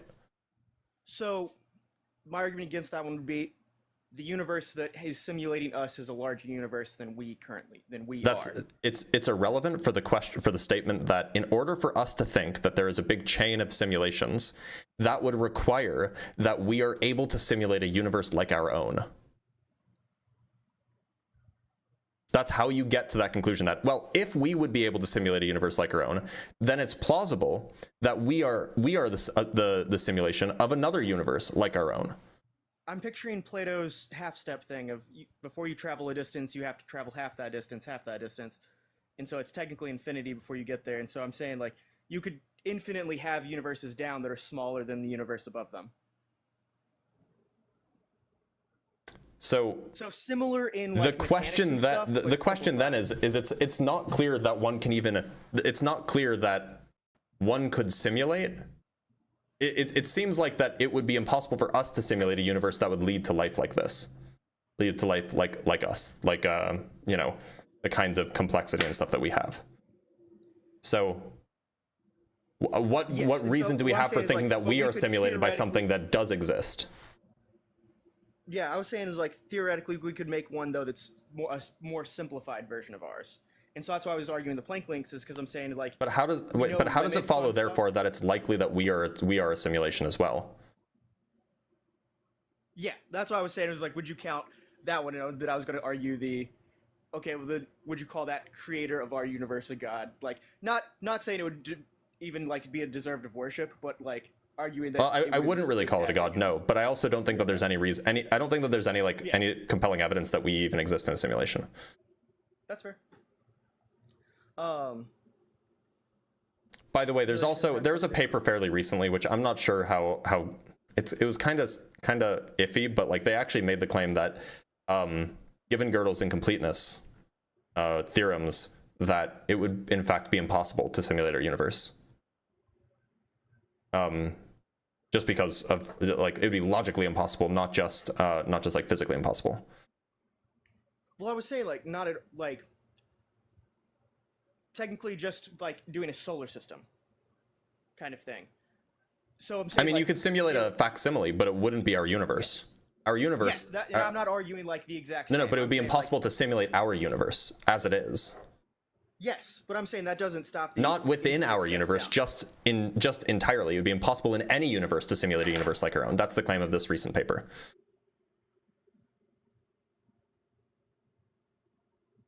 Because our universe is no, it's not an energy issue. It's a logical issue. There are certain things that are non-computation that are non-computable. At least that's the claim of the paper. And this is essentially a result of Gödel's incompleteness. There are some things that cannot be determined computationally. The paper was by Lawrence Krauss and a few others, and it came out like a month ago or 2 months ago or something like this. It's a little bit iffy. I'm not sure I buy it, but at least there's an argument to be made there. Okay, because I was gonna say, I was like, because if you're simplifying it, like the more you simplify it down, it's like eventually like you just have one that's pixels, and so I was like, we could be seeing the beginning of that with Planck length, Planck times. Quick question while I'm thinking, because you were talking about radiocarbon dating and stuff. I wanted to ask, when you're talking about half-lives, I just wanted to confirm I was correct on. It sounded like part of that conversation was imagining that half the material just disappears all at once and not. Yeah. I was simplifying over time. I was simplifying it, but like we can compute we can compute the probabilities of all these things. And I did that calculation just a minute ago. I was just making sure it was just over that time, not it just randomly half the material disappears. So then my follow-up question to that is, I've never fully looked into that of how do we know how much there was in the first place to do that math. So with uranium lead dating, especially with zircon crystals don't permit any lead to enter them when they're forming. The chemistry, it just doesn't work. It's like not chemical. It's just not like a chemical thing that can happen. And so they always start with pure uranium and 0 lead. And then just by essentially counting the number of lead atoms and by counting the number of uranium atoms, you know how much it started with because all of the lead atoms came from uranium atoms. Okay, got you. That's the idea anyway. Yeah, because it's what it decays into. Got it. Right. But Thomas, I'm going to let you go because I don't have a whole lot of time and I want to bring on one more guest. But thank you for being here. Absolutely. All right. Let's bring on one more guest. Let's talk to it's Dewey. I didn't read super chats again. It's Dewey. How's it going? It's going pretty good. How are you doing? I'm doing all right. Do you believe in a god? I do believe in a God. Okay. I just want to throw a disclaimer out. I'm 18, so I am a little bit shallow in some knowledge. Okay. But I more so wanted to get just kind of an opinion from you. So you don't believe in a God at all, correct? Right. Okay. So I don't know. I just do a lot of thinking. So could I ask you a question on like, can you tell me like, what do you believe in like the start of like the observable universe is? Like there's the Big Bang Theory. Right. Oh yeah, the Big Bang definitely was the beginning of the observable universe as it is. Right. And so like when I think in that realm, I try to think like what happened like before the Big Bang Theory, right? Yep, you should become a cosmologist. That's what they study. Right. And so thinking in that realm, it's just it gets to a point where I get into this loophole of like infinity. And so in a sense, infinity to me, I can understand, right? No beginning, no end. But it's truly not understandable. I think it's humanly impossible to truly comprehend infinity with no beginning and no end. Where's the infinity coming here? And why are we talking about infinity? Because if I'm thinking what happened before the Big Bang, right? If we somehow scientifically figure out what happened before the Big Bang, okay, what happened before that before? And then what happened before that? So either there was a beginning or there wasn't. And you know, in either case, like we have to work to understand it. Right. But like once we understand it, it's just like what's the understanding behind that understanding? What's the understanding behind that understanding? I don't know what that means. You said like, okay, if we work to understand what happened before the Big Bang Theory, then like what happened before that? Well, look, either we understand the infinite past, and which you know is feasible, or there isn't an infinite past, and we understand the finite past. But like if there's a finite past, if there's a finite path, then there's an acceptance of there not being infinity or eternity. Yeah. Okay. I just think I don't know. As far as to where I'm thinking. The way I think of it is the concept of there being infinite, like the universe, the observable universe is infinitely expanding. And if we cannot, or if we figure out what happened before the Big Bang Theory, and then we figure out what's before that happened, what happened before we figured out what happened before the Big Bang Theory, we keep on going down that route. If we think about infinity as a whole, I just think humanly it's impossible to completely wrap around our heads around that. And that's kind of where I bring, for me, well, like you'd be surprised. You'd be surprised. Humans are very, very good at understanding things, generally. So I think that, like we have, like there are models that like humans understand perfectly that just have an eternal past, right? Right, but we can't. They exist. We can understand those. We can understand infinity, right? But we can see it. But there's no visual diagram. Okay, not everything has a visual. Not everything has a visual diagram, though. But you can't. It's impossible for us to map out in our head infinity. Like Sure, we can. We just can't. We just can't imagine it graphically. Like, okay, not everything is graphical. So you can imagine everything like infinitely. Like you can imagine eternity in your head. There are definitely ways. There are ways I can conceptualize it in like a meaningful way. And like think about it and analyze it and study it and all sorts of things. Like we can break it down, but I feel like there's a limit to the human capacity in which we can. Maybe, but I don't think we're there yet. I mean, but as of right, I don't know. I just think it's humanly impossible for. Okay, so I understand that that's how it seems, and that's just because you don't know a lot yet. There's a lot more that you don't know that we do know. It's because you're young, and being young means not knowing things, and that's okay. But look, if you want to study this stuff, because this is an active area of study that like people work in, go into cosmology. That's the field that does this, the subset of physics. Okay. Do you believe like there's since if we're talking about before the Big Bang Theory, do you think there's an infinite amount of like occurrences that could have like caused, you know, the Big Bang? If we're talking I don't know what you mean by that. like, do you think there's a if we're talking about the Big Bang and we're talking about what could have happened before, or if we believe there was an infinity before the Big Bang, Mm-hmm. do you believe there is an infinite amount of outcomes that, or not outcomes, but causes? Could be. And okay, so with speaking in that regard, do you think God could be like one of those? Well, if God itself was caused, then not really. I just don't think that we have good reason to think that a God exists. I'm saying because God, the way I define God is we can't really say it's ever been like it's in the subject category of the infinite possibilities of infinite, if that makes, I don't know, it's kind of a confusing topic, but it's like it's not, for me, it's not like, because religion or a lot of people like to characterize God as a fictional or a non-fictional character or a fictional character, and they like I don't know, they paint him as like he got I don't know, I picture it as God is like an infinite, like in that realm of like unknown. I thought you couldn't picture infinity things. I thought you couldn't picture infinity.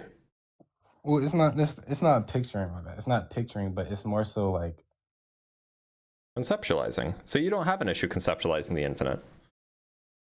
Right, but I'm aware that we don't have the I think the way I believe is I'm aware we don't have understanding, or I don't think it's humanly possible to truly understand, and that's where I allow there to be, you know, infinite possibilities of how, you know, the Big Bang Theory was caused, and I believe that God could be one of those. Right. So look, and I understand that like you're in a learning process, and I totally get that, but like I don't have the same limitations. Like I don't think that we have the same limitations that you think that we have. I don't think that like, you know, this is humanly impossible to conceptualize this. Like I think that we can, and I think that a lot of people do. So it's just not going to be particularly compelling to me. Okay. But look, it's the way. I'm going to let you go because I should probably end the live soon anyway. My stomach is rumbling. I'm very hungry. Okay. But thanks for being here, bud. Yeah. And good luck. All Also, right, you have a cute cat. Oh, I love me a good orange boy. I miss my orange boy. Anyway, let's read some super chats.